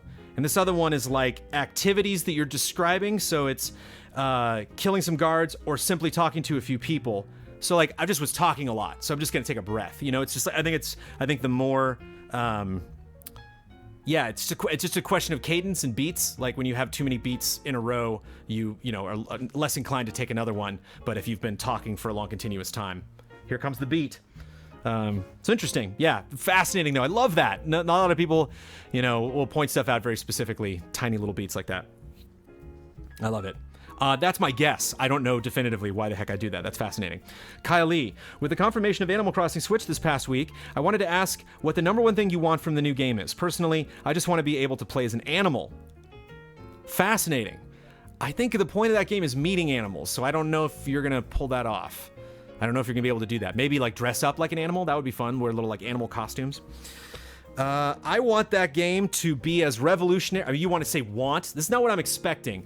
I want that game to be the Breath of the Wild of the Animal Crossing world. I want to be like, like I want it to open up so big. I want to be able to zoom the map out to the full, like I want to be able to see my entire town on one screen and like with little markers, like here's where everybody is, like here's where they're moving around, and like, oh, somebody's over there, I can go do that, and see myself, see like a little marker, so I can just be like do, because like every time you go through Animal Crossing map, you're like, where's that staircase? Whoop, you go to your map, like, oh, it's over here, okay, you go in, where is it? Whoop, okay, it's over here, like I just want to be able to just hang out in a mode and have that be the mode I'm also accessing the world in. I want that game to blow up. I want those maps to be massive. I want that. I want them to like have to sit us down when they announce that game, and they're like, "There's a lot of things we wanted to change in Animal Crossing." Be like, "Yes." I want that to be a fundamental shift in that franchise, and not just like, this one's about snow. You're like, all right, we added more snow outfits. Daniel Rona, now that you've had some distance from the Animal Crossing reveal, have you had any more appreciation for the teaser trailer as a whole, the 120 video of Nook? No. I think that it hints towards Nook having a more involved role in the upcoming AC game. I do not. But what do you think of it on reflection once it was no longer just teasing about the announcement? I think it was terrible. I think they didn't take advantage of any of the stuff that was going on in that announcement. It was a weird announcement. I think it's okay. Like, I maybe would have waited. I would have just announced, but I think they were scared. I think they were like, man, if we announce Isabelle's going to become a Smash, everyone's going to think it's an Animal Crossing announcement. And it's like, okay, then don't make it seem like an Animal Crossing announcement at all. You know, like, there's ways to do that. They should have announced Animal Crossing first, but I think they were scared. They're like, we should just announce it now. Even though it's not coming till next year, we should just do it now. We should have this be the big Animal Crossing moment now. And I just think if they were forced to do that, I don't think they were forced to do that. And even if they were, I think there's ways that they could have gone about it. I just think in 2018, you have to be aware of the circumstances that are going to be surrounding your game's launch, like an announcement. Like, you have to know, we're going to drop this game into this community, and then this is going to happen. You have to be able to predict that. And I think this industry has been around for long enough that you can do that to a fair degree. Not specifically how much sales you're going to get, and not like, you know, how many people are going to like it versus dislike it, but like, you shouldn't be surprised about the ways that they are liking it. If people make fun of something, you shouldn't be surprised. You shouldn't make a hat that turns one woman into another woman and then be surprised when the community's like, what? Like, Nintendo should not be surprised, you know, by all of the art that's been drawn this last week. And so you have to be able to predict that stuff because of the culture, because of what's going on in this world. And so I have little respect for a lot of people that do that and are like, oh, you didn't like that announcement? It's like, you didn't do anything. Like, you were put in that sticky situation of like, should we announce it now? Oh, we got the Smash thing. Oh, this is complicated. And it's like, embrace that. Communicate that. Communicate a Nintendo that's in a tough position to their community. You know, show you, like, you know, and when they started to do that with Nook, I was like, oh, here we go. This is gonna be hilarious. Like, Nook's gonna be upset that he's not in Smash. Nook's gonna be upset that, you know, he's even got to talk about an Animal Crossing announcement right now because he's got work to do. Nook's gonna be upset because they're not announcing it the full way and they're not revealing the details yet. You know, Nook's upset because it's taken this long to finally get to Animal Crossing. None of that. It's just like, oh, what? Animal Crossing, what? And it's like, don't be cocky. Don't be, you know, it's like, just be aware of what's going on, of the potential reactions people could have. Play into that. You know, be a company of people and not a company of, like, you know, it's like, just, you know, don't make it all about business. I mean, make it all about business when you're dealing business, but when you're talking to people about games, you're trying to get people excited about properties. Like, I don't know, put more thought into it. But that's just me. It's funny that we were so excited about Castlevania. We were like, and I didn't. That's why I didn't want to score it, because we were all just going to rag on it. And I'm like, we don't need to do that anymore. But I feel free to rag on it on Cup of Jones because it's my show, and somebody specifically asked me the question. Paul Meekin, I find myself not entirely on board for Red Dead Redemption hype train. I've heard this from people before on Twitter. It's fine. Be it the marketing or the vibes from the trailers, I'm a little worried Red Dead Redemption 2 will underwhelm or is having problems. I've yet to watch the hands-on coverage. Okay, I've played it. It's not having problems. Rockstar is super. Rockstar is like that magician that does not smile. You know, they're just like, whoa, you made that big penny disappear, and the magician's just like. You're like, whoa, you know, like, you enjoy their work, but then you, like, want to put your arm around them and be like, buddy, and they're gone. You're like, where'd you go? Like even dealing with the PR people who are very nice and I've just had great relationships with, they don't tell me anything. Like, I have no behind the scenes backdoor shady deals, and I've tried. They do it with their marketing. They do, like, they just. It always fascinates me. Like, before a Rockstar game happens, everyone's like, what's going on? And then, like, after the Rockstar game is out, everybody loves it. I mean, and for years and years. I'm not saying everybody loves it like as universal acclaim, but, you know, you look at those sales, you look at the popularity, you look at the anticipation, and I think we're in this position because we sense what a game changer this game could be, and it's like, if it is such a game changer, wouldn't we talk about it more? And it's like, that doesn't necessarily translate to a good thing. Look at Ubisoft, and it's just like Assassin's Creed, blah. You know, like they've gotten better at it. Like, but like in the 360 days, man, there'd just be like 50 trailers for a game, and you're like, all right, you know, there's like so many different collector's editions and packages and events. It's just like, I got it, you know, and you can see how the information about the game, it just kind of starts to run thin, you know, and what's frustrating about Red Dead is like there's so many experiences in Red Dead that like I could tell you about them, and you're like, okay, you know, like that seems scripted, or, that's neat that happened to you in that way, but like there's no guarantee it's gonna happen to me, or like I guess you had to be there, and so you really it sucks. You got to get your hands on it in a lot of ways. For example, it seems like everyone loved AC Origins, but I found it painfully dry, which I guess makes sense with it taking place in the desert and all, but ching. If Spider-Man had been totally underwhelming, how would you have handled the hands-on preview? Similarly, when GT gave Max Payne a 7-ish score, when everyone else gave it high marks, how did PR, the developer, respond to that? That's not something the PR and developers respond to. We don't get... That might be different in other relationships, can't speak to them, don't work there. In my experience, only one developer has ever come back to me with a snarky comment, and that was John Vignacchi when I had him on GT Live, and he called me out for giving 3.0 and 8.2. And I'll never forget that. But yeah, it just doesn't happen. Like it just doesn't. They're busy, man. It just doesn't behoove them to reach out later and be like, "What? We don't appreciate that talk." It just doesn't. It's not a thing. It's very much not that. I'm just trying to imagine what company would do that and what that kind of email would sound like. What you get, and Bloodworth can speak to this too. What you get is a confirmation thank you. You just get an email. It's like, thanks. And you're like, hey, here's our review. Here's the link. And just like, thanks. I've had people comment to me on tweets I've sent, where they were like, I saw your tweet where you were nervous about this, and here, I'll answer your question. Like, that's come up because there's a lot of, like, it's where we are with Red Dead. There's just this game's a cloud. Like, none of us can get our hands on it, and so we just have to look at it and speculate, and then one day it'll be a real thing. If Spider-Man had been totally underwhelming, that would have been a sad preview. I would have sat Kyle down and been like, Kyle, I don't know about this game. Like, I'm nervous about this. Like, this was really fun, but I have no problem. I just happen to pick a lot of really good games to cover this year, but I have no problem communicating that because that's the job. That's where the joy comes in. Same thing with communicating our business to you in the first part of the show. Like, having to put on a mask or pretend to be something that I'm not sounds like a lot of work, and I don't care for it. It's so much easier, so much more comfortable, makes me so much happier at the end of the day to try to be as truthful about these things as possible and transparent as possible. So, speaking of transparency, we're talking about shows, not being able to tell you about things. Sucks. There's some projects we're working on right now. It's like, I want to talk about it, but it's better to wait in some instances. Not all. When GT gave Max Payne a 7-ish score, how did PR developer respond to that? I wasn't involved in that review. I read the VO and that was it, and watched the video.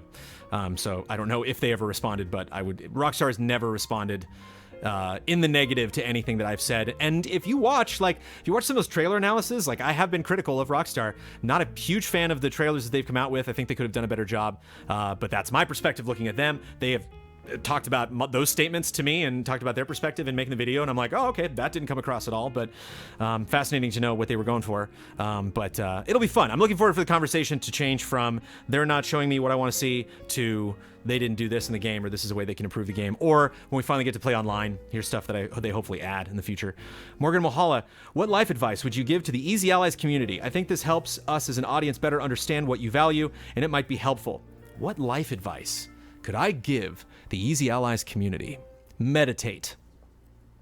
I think it's one of the biggest things that I talk about, because I don't like to give life advice on Twitter. When somebody says something when they're like, oh, this is really frustrating, or I'm dealing with this issue and I don't know what to do, or I've had this loss, or I've had this, I'm feeling depressed, or I had this issue. I don't want to be that guy that's like, I know, like, what'll make you feel better? Because I don't know. I'm not in the room with that person. I think you need to spend a little bit more time with somebody, to diagnose how somebody should, make their mental health better. But I love talking about meditation because everybody needs it. Everybody. I challenge you to find someone that does not need to take a breath, to slow down, to realize that, because I think a lot of times what people tend to say is like, one of the things that would drive me crazy was when I was playing Final Fantasy XI, I was a paladin, and that means I was the tank, and because I couldn't heal for crap, so I could not be the healer in a party, I couldn't be support. I'm the tank, I'm a paladin. And in World of Warcraft, when you die in a raid, it sucks because you want to finish the raid, or when you're like power leveling and you're getting ganked, it sucks because you're like just trying to gain progress. But in Final Fantasy XI, you would lose progress. I would die and I could potentially de-level. I would lose experience. So like I'd have nothing to show for this evening save for like maybe 1 or 2 items that I couldn't use anyway. And like the experience, I guess, like the actual experience, not experience points, but the like, oh, I had fun, or like I got better at my class, I guess. But like I would get so pissed when there were clear people in my party that wouldn't respect our time and would just like, oh, I ran off and didn't know that mob was there, and so I dragged them toward us, and then I pulled them to pull them off my party so that everyone wouldn't die, and then they ran away and out of the zone, and then I just took the bullet and died, and then they come back and I'm like, hey man, can you be careful? And the poisonous words, the words that would just make my blood boil, that they would say every time, three magic words. No, 4. I wonder if anybody in chat can guess them. It's just a game. They'd be like, chill, man. It's just a game. And I'm like, I could throttle you. I could Homer Simpson your neck right now through this laptop and just, It's so frustrating because it's like, you cannot put a price on my time. You have no idea, man. Like, this was when Game Trailers was being formed. I would work all day, and then I would come home and I'd work on Game Trailers all night, and then I would play from probably like 12 until 3 in the morning. I would play Final Fantasy 11. It's just like my only actual like game time, because we weren't doing reviews or anything. I was really only playing like 1 or 2 games when we started Game Trailers. And somebody would be like, whatever, man, you just get your experience back. And I'm like, you didn't lose experience. And the thing was, I believe that I was right on principle, but I was not right to like lose it and then have the rest of the party members be adversely affected by my frustrations and my anger. And the way that I could deal with that anger internally is to meditate, is just relax and be like, okay, yes, it's just a game in regards in the fact that how he's expressing him, how they are expressing themselves is they're saying, this isn't that important to me, therefore it shouldn't be important to you. And I'm pissed because how dare you tell me what should be important to me or not? But I'm not going to make this a thing that is then going to get in the way of other people playing this game. To do that, I'm going to relax. So yeah, just to slow down and to realize that our society is doing some really fantastic things because science is advancing faster, technology is advancing faster, genetics is advancing faster. There's a lot of things that would have killed you 200 years ago that are just not an issue now. There's a lot of ways our community is better for the quickness of our lifestyles, but in a lot of ways it turns us into monsters because we're so used to getting something right away and we get frustrated when we don't. And whether you deserve that thing or not, you shouldn't beat yourself up by making yourself feel bad on top of it. So meditate, take a breath, slow down whenever you can. Kenny Montenegro, quick one. I know it's super time consuming, but I will suggest it. What about making videos like the one for Final Fantasy VI for every winner of Hall of Greats? No, maybe a video for each game or a video for both games. Oh, the quality of the Final Fantasy VI video is through the roof. Easily a 10. Amazing job. Cheers. Thank you very much. The reason why is because that video took me all weekend.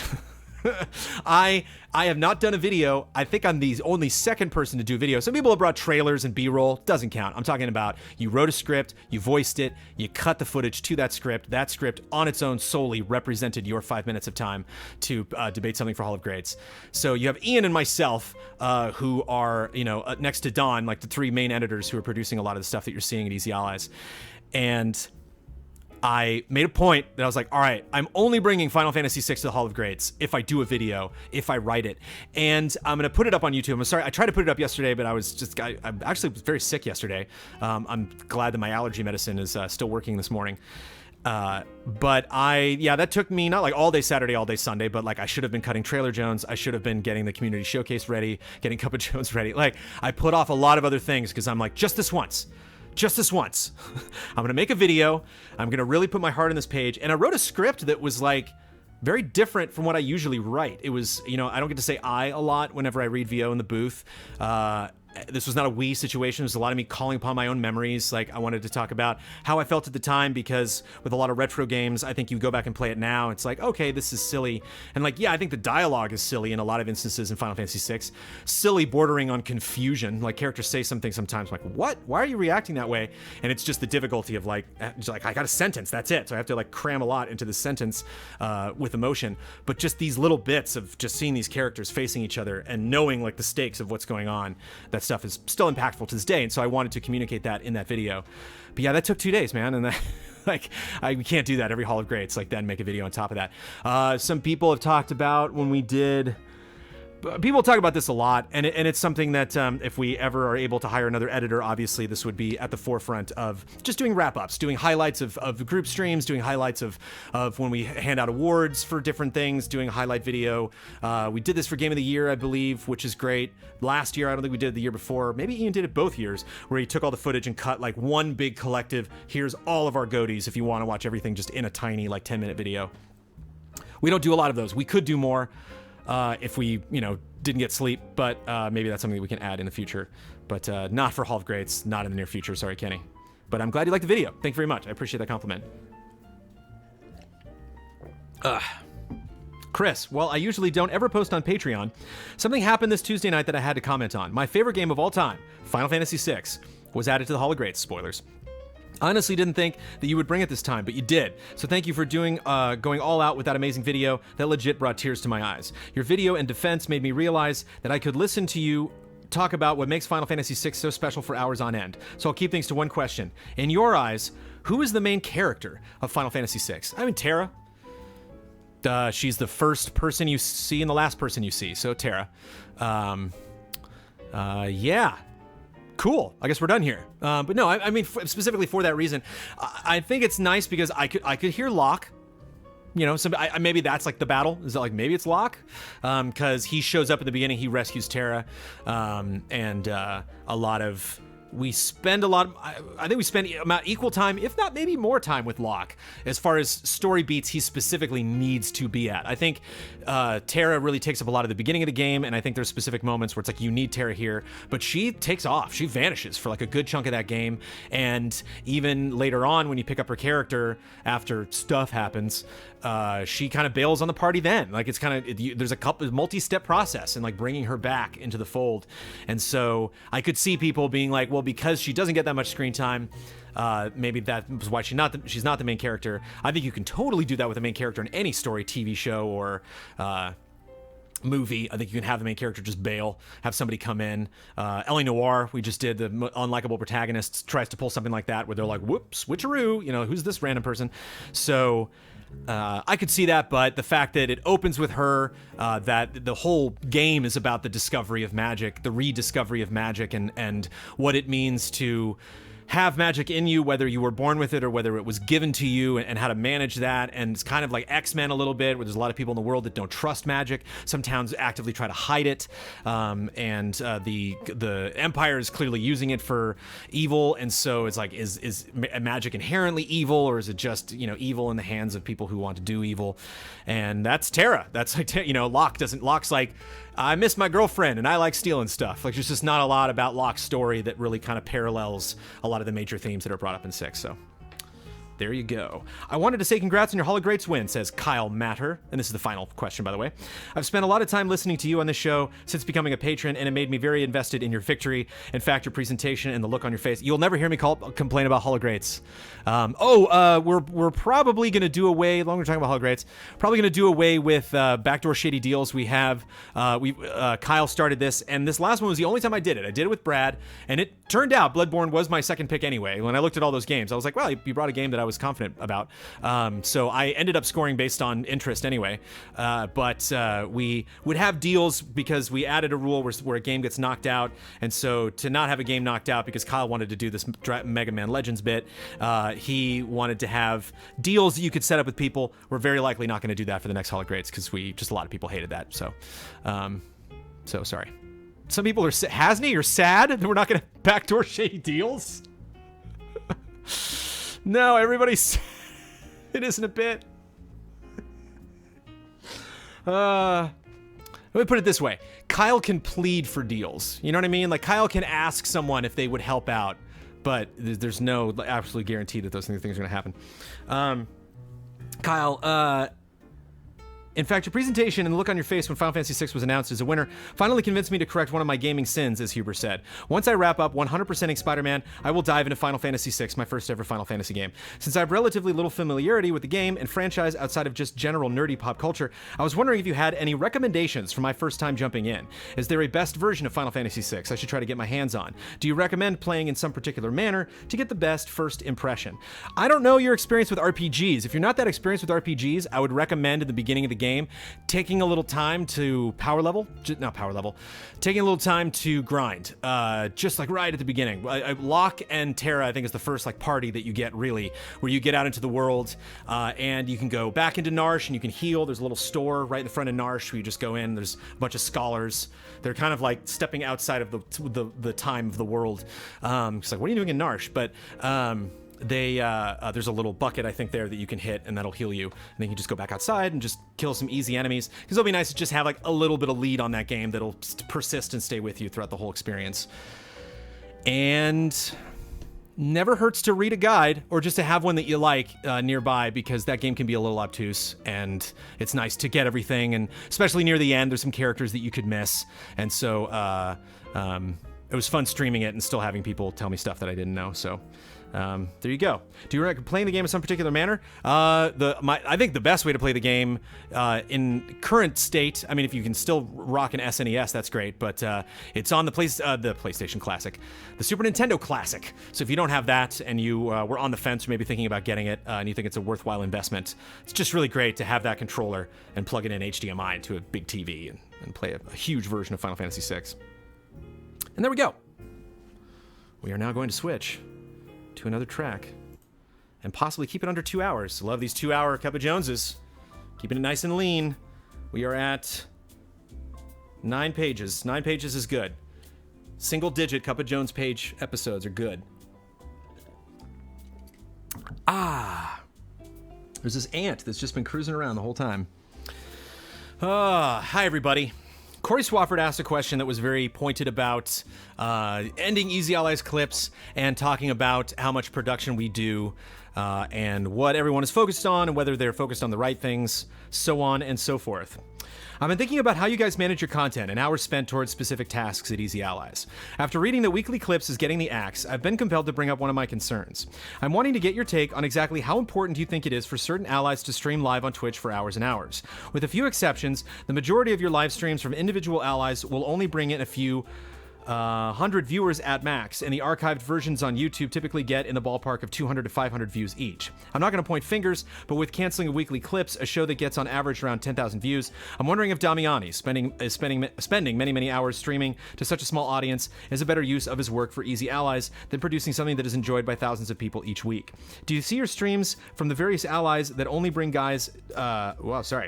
you see your streams from the various allies that only bring in a few hundred people a good use of that ally's time and energy? Do you guys try to balance something that you might enjoy doing? Do you guys try to balance something that you might enjoy doing, streaming, with something that might be better for Easy Allies, but feels like more work than having fun? I'm not suggesting getting rid of streaming altogether, but maybe just designate 1 or 2 allies to that job to free up the others. This is interesting because I will start by explaining my process, and it's something that we talked about VR. I think we can talk about this. I recently rediscovered that our Oculus account is whitelisted. So we have access to the Oculus library in total. And that blew my mind. I was like, oh my God, there's so many games. I think I knew that, but like just finding that out, just like, oh, that's amazing that we can just boom, go and check out all these experiences and do like a big, when we're doing the Oculus stream, we're like, hey, if Marvel doesn't work, then we can just throw on like any other games. And so thank you to Oculus who sent us the equipment. Thank you to Oculus who's providing us with those games. And, case in point, when people are talking about like we get support from people, what do you do when you have negative reactions to stuff? It's like Lego keeps sending me video games and keeps inviting me to events, and Oculus sent us all that stuff, and I have never reviewed a Lego game at Easy Allies, and we do not stream VR stuff a lot, so we are supported by a lot of developers despite giving them very little in return.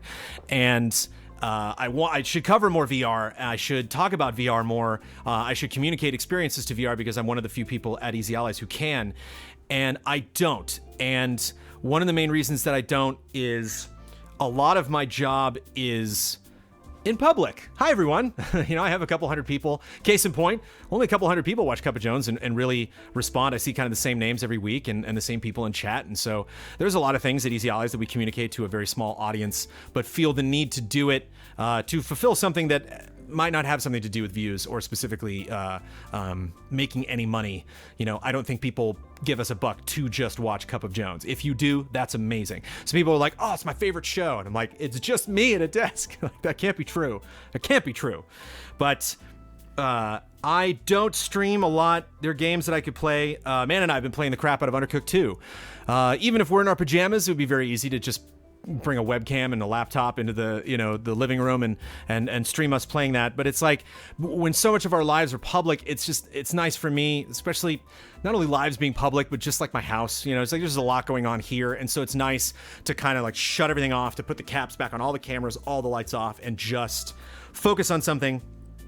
And then communicate that experience like Dragon Quest XI. I haven't streamed any of my time at Dragon Quest XI, and I'm pushing 100 hours. So that's 100 hours of that game of unaccounted production time. That's 100 hours I could have been doing something else with. I could have cut Easy Allies clips in that time, but I wasn't. I was playing Dragon Quest XI.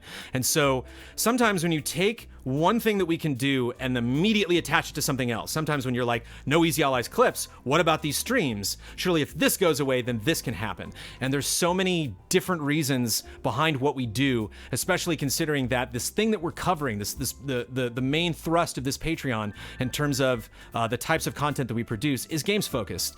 And a lot of that time that requires us to play games and to experience games, to go to events.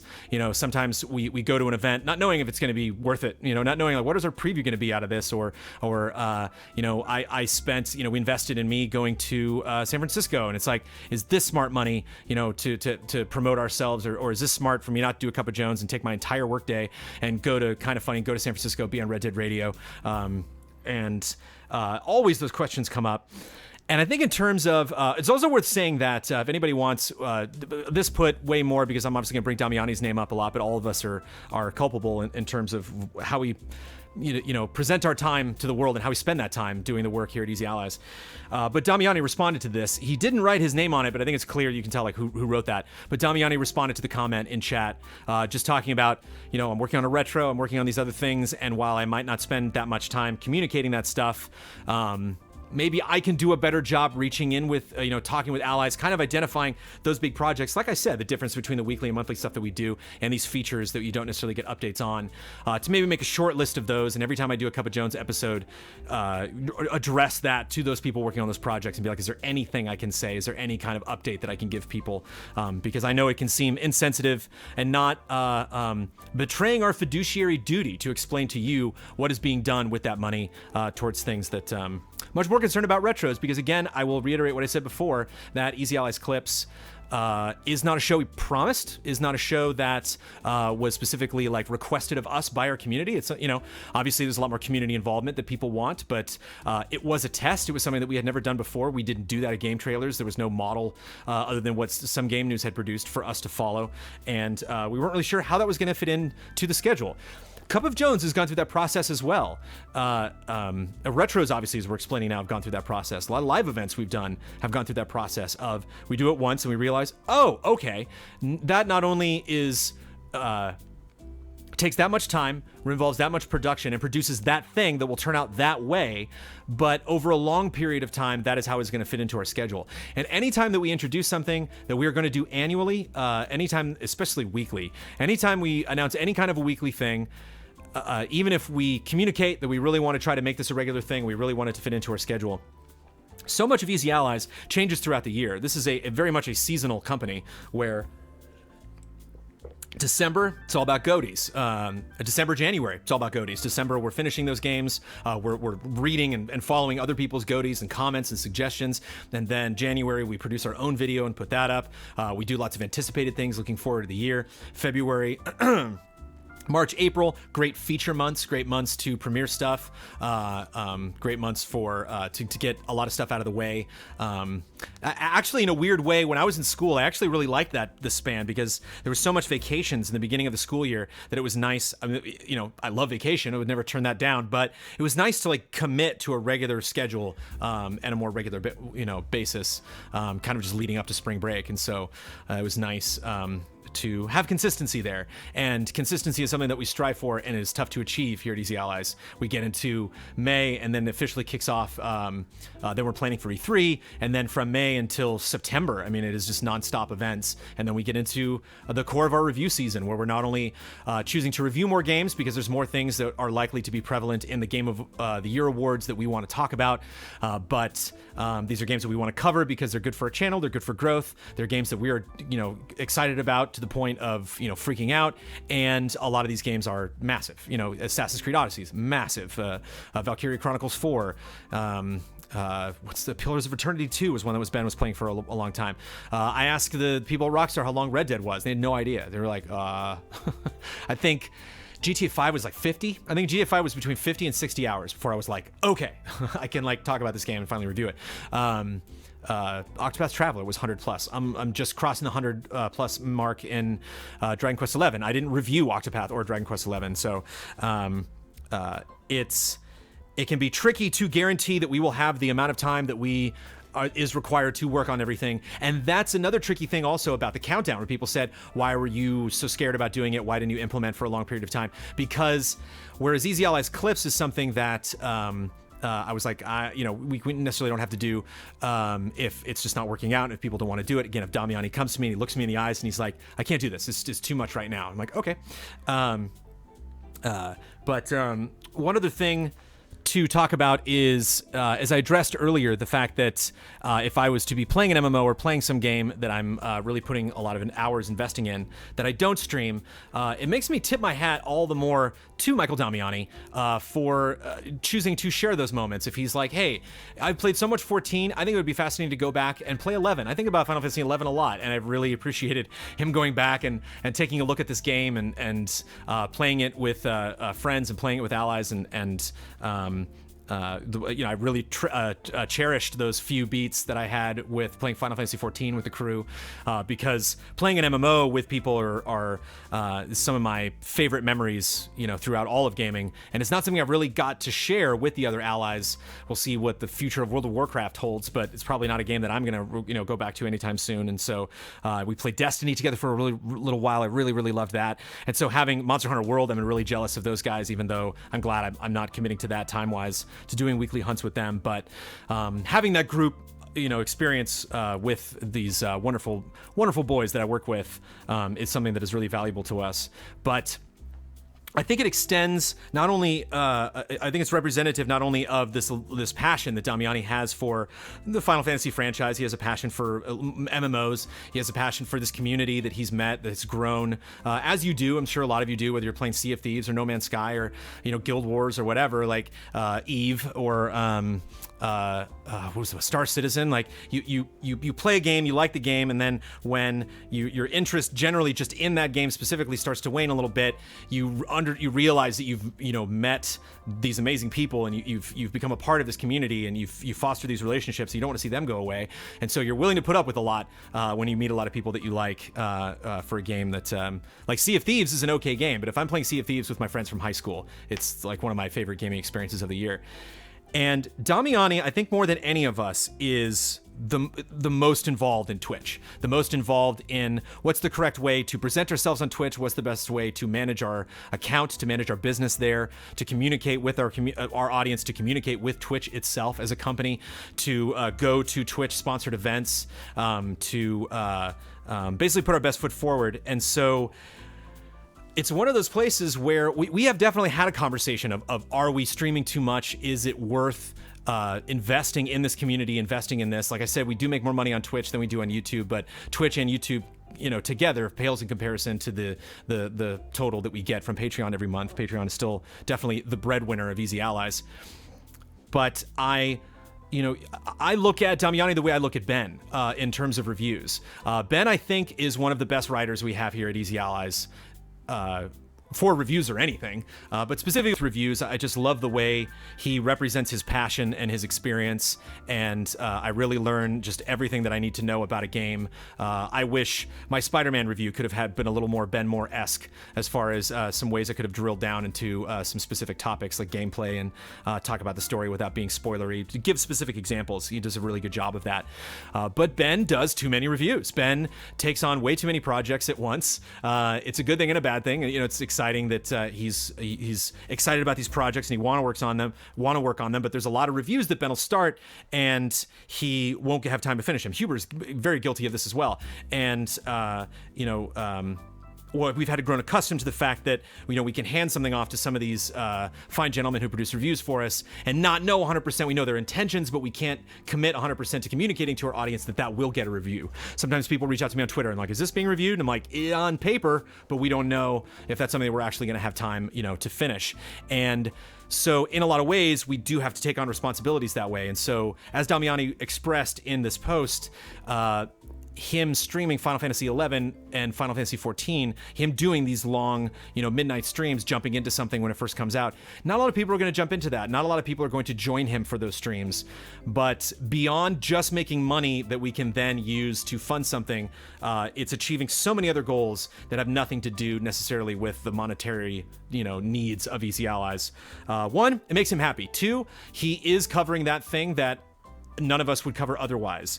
Three, it's engaging our Twitch community that if I was able to and we had the resources, would be live 24 hours a day, 7 days a week, 365 days a year. Anytime if you tune into twitch.tv/EasyAllies, it's on, baby. You can watch, whether we're watching Pokemon or streaming something else, like just something that is always going on there. And so I'm indebted to him toward, for those real diehards on Twitch, those people that do want to be there for everything and really appreciate engaging in the Easy Allies community through Twitch, that can rely on Damiani for creating these long-term opportunities. The same thing with Huber when he does full playthroughs. It's like, you're gonna play that for how many hours, man?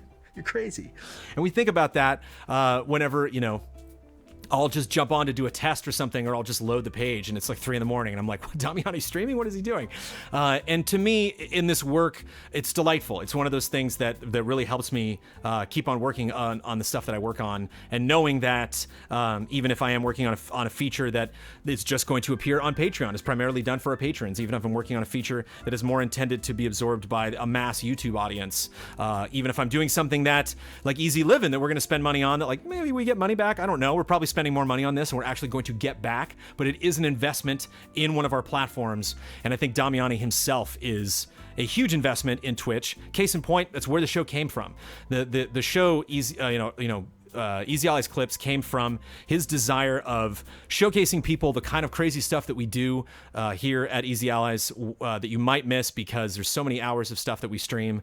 I really appreciated it because it was great to see elements of, like, specifically Ben's Suikoden streams, which I have not invested in, that I would love to just be able to have the time to sit back and watch them in their entirety, but I don't. And so it's nice to see these fun moments, see some fun boss fights that maybe didn't work out the way Ben planned, and seeing some of his favorite moments. And so I appreciated the value of that, and I was sad when Damiani came to me and he said we were going to be, we were going to have to put clips on hold. But I just think that so much of this job is a process, and so much of this job is evolving as we figure out more ways to do it, get more creative. In a lot of ways, our schedule is kind of like this garage. We've learned more things we could do. You stare at something for long enough. I go back and look at the early podcasts that we used to do, early group streams, where we had the camera over there and it was pointed back at this wall, and I'm just like, I'm like, wow, that's really what it used to look like, isn't it? And I just appreciate the setup that we have now so much more, and it came from us doing it in the space for a long period of time, and just slowly these hints and suggestions and thoughts kept popping up, and little ideas that we'd entertain and experiments that we would do, and then finally you get to a point where something's going to work and you feel confident in it. And I think a lot of these kind of long-term non-Patreon associated projects kind of fall under that umbrella of, we're going to try this, we're going to see how it works into our production schedule, and if it doesn't work, you just have to trust us that it doesn't work, because so much of all of our lives as Easy Allies, so much of my time is spent toward working on this channel, whether that is just working on this Patreon, whether that is just playing Dragon Quest XI, or even watching a show, even watching something like Clone Wars or Rebels, you know, and like being able to talk about that. It all kind of ties back to Easy Allies. And so some of that, you know, as a viewer, someone from the outside, you might not consider time well spent, but just understand that that concern that you have, that frustration that you think better decisions could possibly be made, that concern comes up every day, every time we talk, every meeting, every Tuesday stream. You know, this just continual reevaluation of, should I be doing this? Is this the best thing for me to do right now? Should I be reviewing this? Starlink, Battle for Atlas. In the meeting that we had on Monday, Damiani's like, I want to review that. And I was like, oh, cool. Okay, I didn't know. Like, I was maybe going to stream that, and I think I still might, but I don't know. And so it's a moving target. I say that a lot with Easy Allies, but it's something that you just have to wake up every day and be like, this, we're still? Okay. Because things change, and the trick has been communicating that into our audience. And so where I will appreciate people with creative ideas on how to do Easy Allies clips. I have an idea. You have this person clip out the stuff, and then this person edits it, and then they upload it to here, and like I will archive that stuff, and I will take it into consideration when the time comes to reintroduce Easy Allies clips into our production schedule. Maybe think about a smarter way of doing it. Something that can be done long term. And keep in mind, the conversation when it was brought up to everybody, does anyone else want to do Easy Allies clips? And we were all like, it wasn't like, no, we're not going to do it. No, we're never going to do it. There could be a way that we could all participate in some way about working on Easy Allies clips, but it's not something that I can just tell somebody to do over the internet and then just crack a whip and make them do it, especially now in review season, shift their whole schedule to accommodate for this thing. But in the long term, as weeks and months go by, it is something that maybe we can figure out, oh, there was a little pocket of time, you know, as much as I miss Easy Allies clips, it keeps coming in the forefront of my desires for the future of EZA. And so when opportunities do present themselves to change our production schedule, that'll come up in my mind, and I'll think, oh, this is a great example of our clips problem where maybe there's a way we could streamline this process. Maybe we could get our community more involved. So that is just kind of the nature of Easy Allies. It's why I think it deserves an editorial, as rambling and incoherent as they can possibly be. I know there's at least one point I was on my way to explaining and then totally diverged to talking about something else, so apologies. And I'm always nervous whenever I do an editorial that is based on someone's comment, that I'm like calling them out in a way. You didn't want to call out Damiani, Corey. I don't want to call you out. I just think what you asked was the perfect time to address something like that and to make it the editorial and talk about what's going on, because crazy stuff is going on. And the even craziest thing for me is anytime any kind of cleaning thing pops up, anytime like we get a new box of stuff, like, oh, I got a bunch of Pokemon cards, and I'm like, I should probably take some time and find out a good way to find a space for those Pokemon cards, you know? Find a good container for them, organize them in a nice way, put them away in the closet, label them Pokemon cards, and put them on there, and have that be represented well, have them be preserved, have them be, so if we wanted to do another tournament, we could just crack it open and put them out. A way that even if we got more Pokemon cards, that we have, some people have given us special ones in cases, we can organize that. We definitely have our own burgeoning Magic the Gathering collection here at Easy Allies. I can figure out a clean way to organize that. I didn't. I put it in my car. And Damiani kind of put clips in his car. That's kind of basically what he did with this, where he's like, I don't have time. And we're all like, cool, that's cool. If you were the one that came up with this idea, and you were the one that you were like, I want to make time to do this, it's important to me, I want to do it. And we were like, great, Damiani, do it. And then Damiani comes to us later and says, I don't have time. This is too much. I got too much going on. I want to get back to this. I want to figure it out. If some of you are willing to help me, great. None of us were. That's on us. He's like, if this is a way we can figure out a solution in the future, for right now, I'm going to put this in my car, and then maybe sometime in 2019, I can take the Pokemon cards out of my car. I can organize them by name and type and usability and power level, and spend more time on the myriad of things that we have to work on. But I'm not working on those things right now because we're moving into a studio. So I'm like, all this is going to go somewhere else anyway. So I'll just deal with it when it gets to that point. But that's part of the job. We have many burners and burgers too. I've had several burgers during the history of Easy Allies. And part of managing all of this is shifting stuff around. And sometimes that gets shifted and it can be confusing to viewers. Sometimes that gets shifted. We don't communicate that well. And sometimes it can be difficult to understand. It looks like that thing's burning and you put that thing on the shelf. explain. Happy to explain. That's what Cup of Jones is for. So hopefully that helps you understand a little bit more about why that decision was made. Hopefully gives credit to Damiani, who's doing an incredible amount of work on all the stuff that he's working on, and very excited to. He's doing 2 big features, and features are really great for us. And we talk about that premiere feature. It would on YouTube. It would be great to get involved with that and possibly use that to roll out some of the fun stuff that Damiani's working on. So, along with Trifecta coming from Don, Box Peak coming from Kyle, something that is going to be trippy as hell coming from Ian that I'm very excited to work on, and even more fun stuff exclusively at Easy Allies. So there you go. My takeaways: consider a trailer extravaganza show, which I don't hate. And I love the another opportunity to make sure I keep up to date on trailers. It's hilarious to use youtube.com/game trailers as one of my primary resources of all the newest trailers, along with Twitter, people sending me suggestions. But it's fun to be like, thanks, Game Trailers. Thanks for doing the work. And Hall of Greats fan vote might be fun and cheery to see if people's opinions are contrary, as long as people don't use that aggressively against us. I could see Kyle not being into having a fan vote for Hall of Greats. We'll see what the rest of the allies think about that. But those are my 2 big takeaways. Hopefully you have a lot of takeaways. Hopefully I didn't just ramble on too much and I was able to clarify some of the issues, especially following a 2-week absence of Cup of Jones. There will not be an absence between this and next week's episode. The audio version of this show will be going up today, and next Thursday morning at 10 a.m. Pacific time, we will sit down and I will chat with you again about more Easy Allies. I'm going to take 2 sips. I'm going to take one big one for the last thing, because that was a lot of talking, and my throat's very dry. I thankfully don't have any scripts. Do I have... Kristen knows all, says Bloodworth. Do I have any scripts coming today, Blood? I don't know. I don't think so. Have my voice, have a little rest. But I love it. It's... I was a little nervous before I started Cup of Jones. I'm like, oh yeah, Cup of Jones again. But man, you just get back into an episode and it feels so good just hanging out with all of you and talking about all of this stuff. It's nice to get my head straight around all of the stuff that we're doing, because there are a lot of things. This has been a joy. Have a wonderful rest of the week, allies. I will see you soon. Cheers.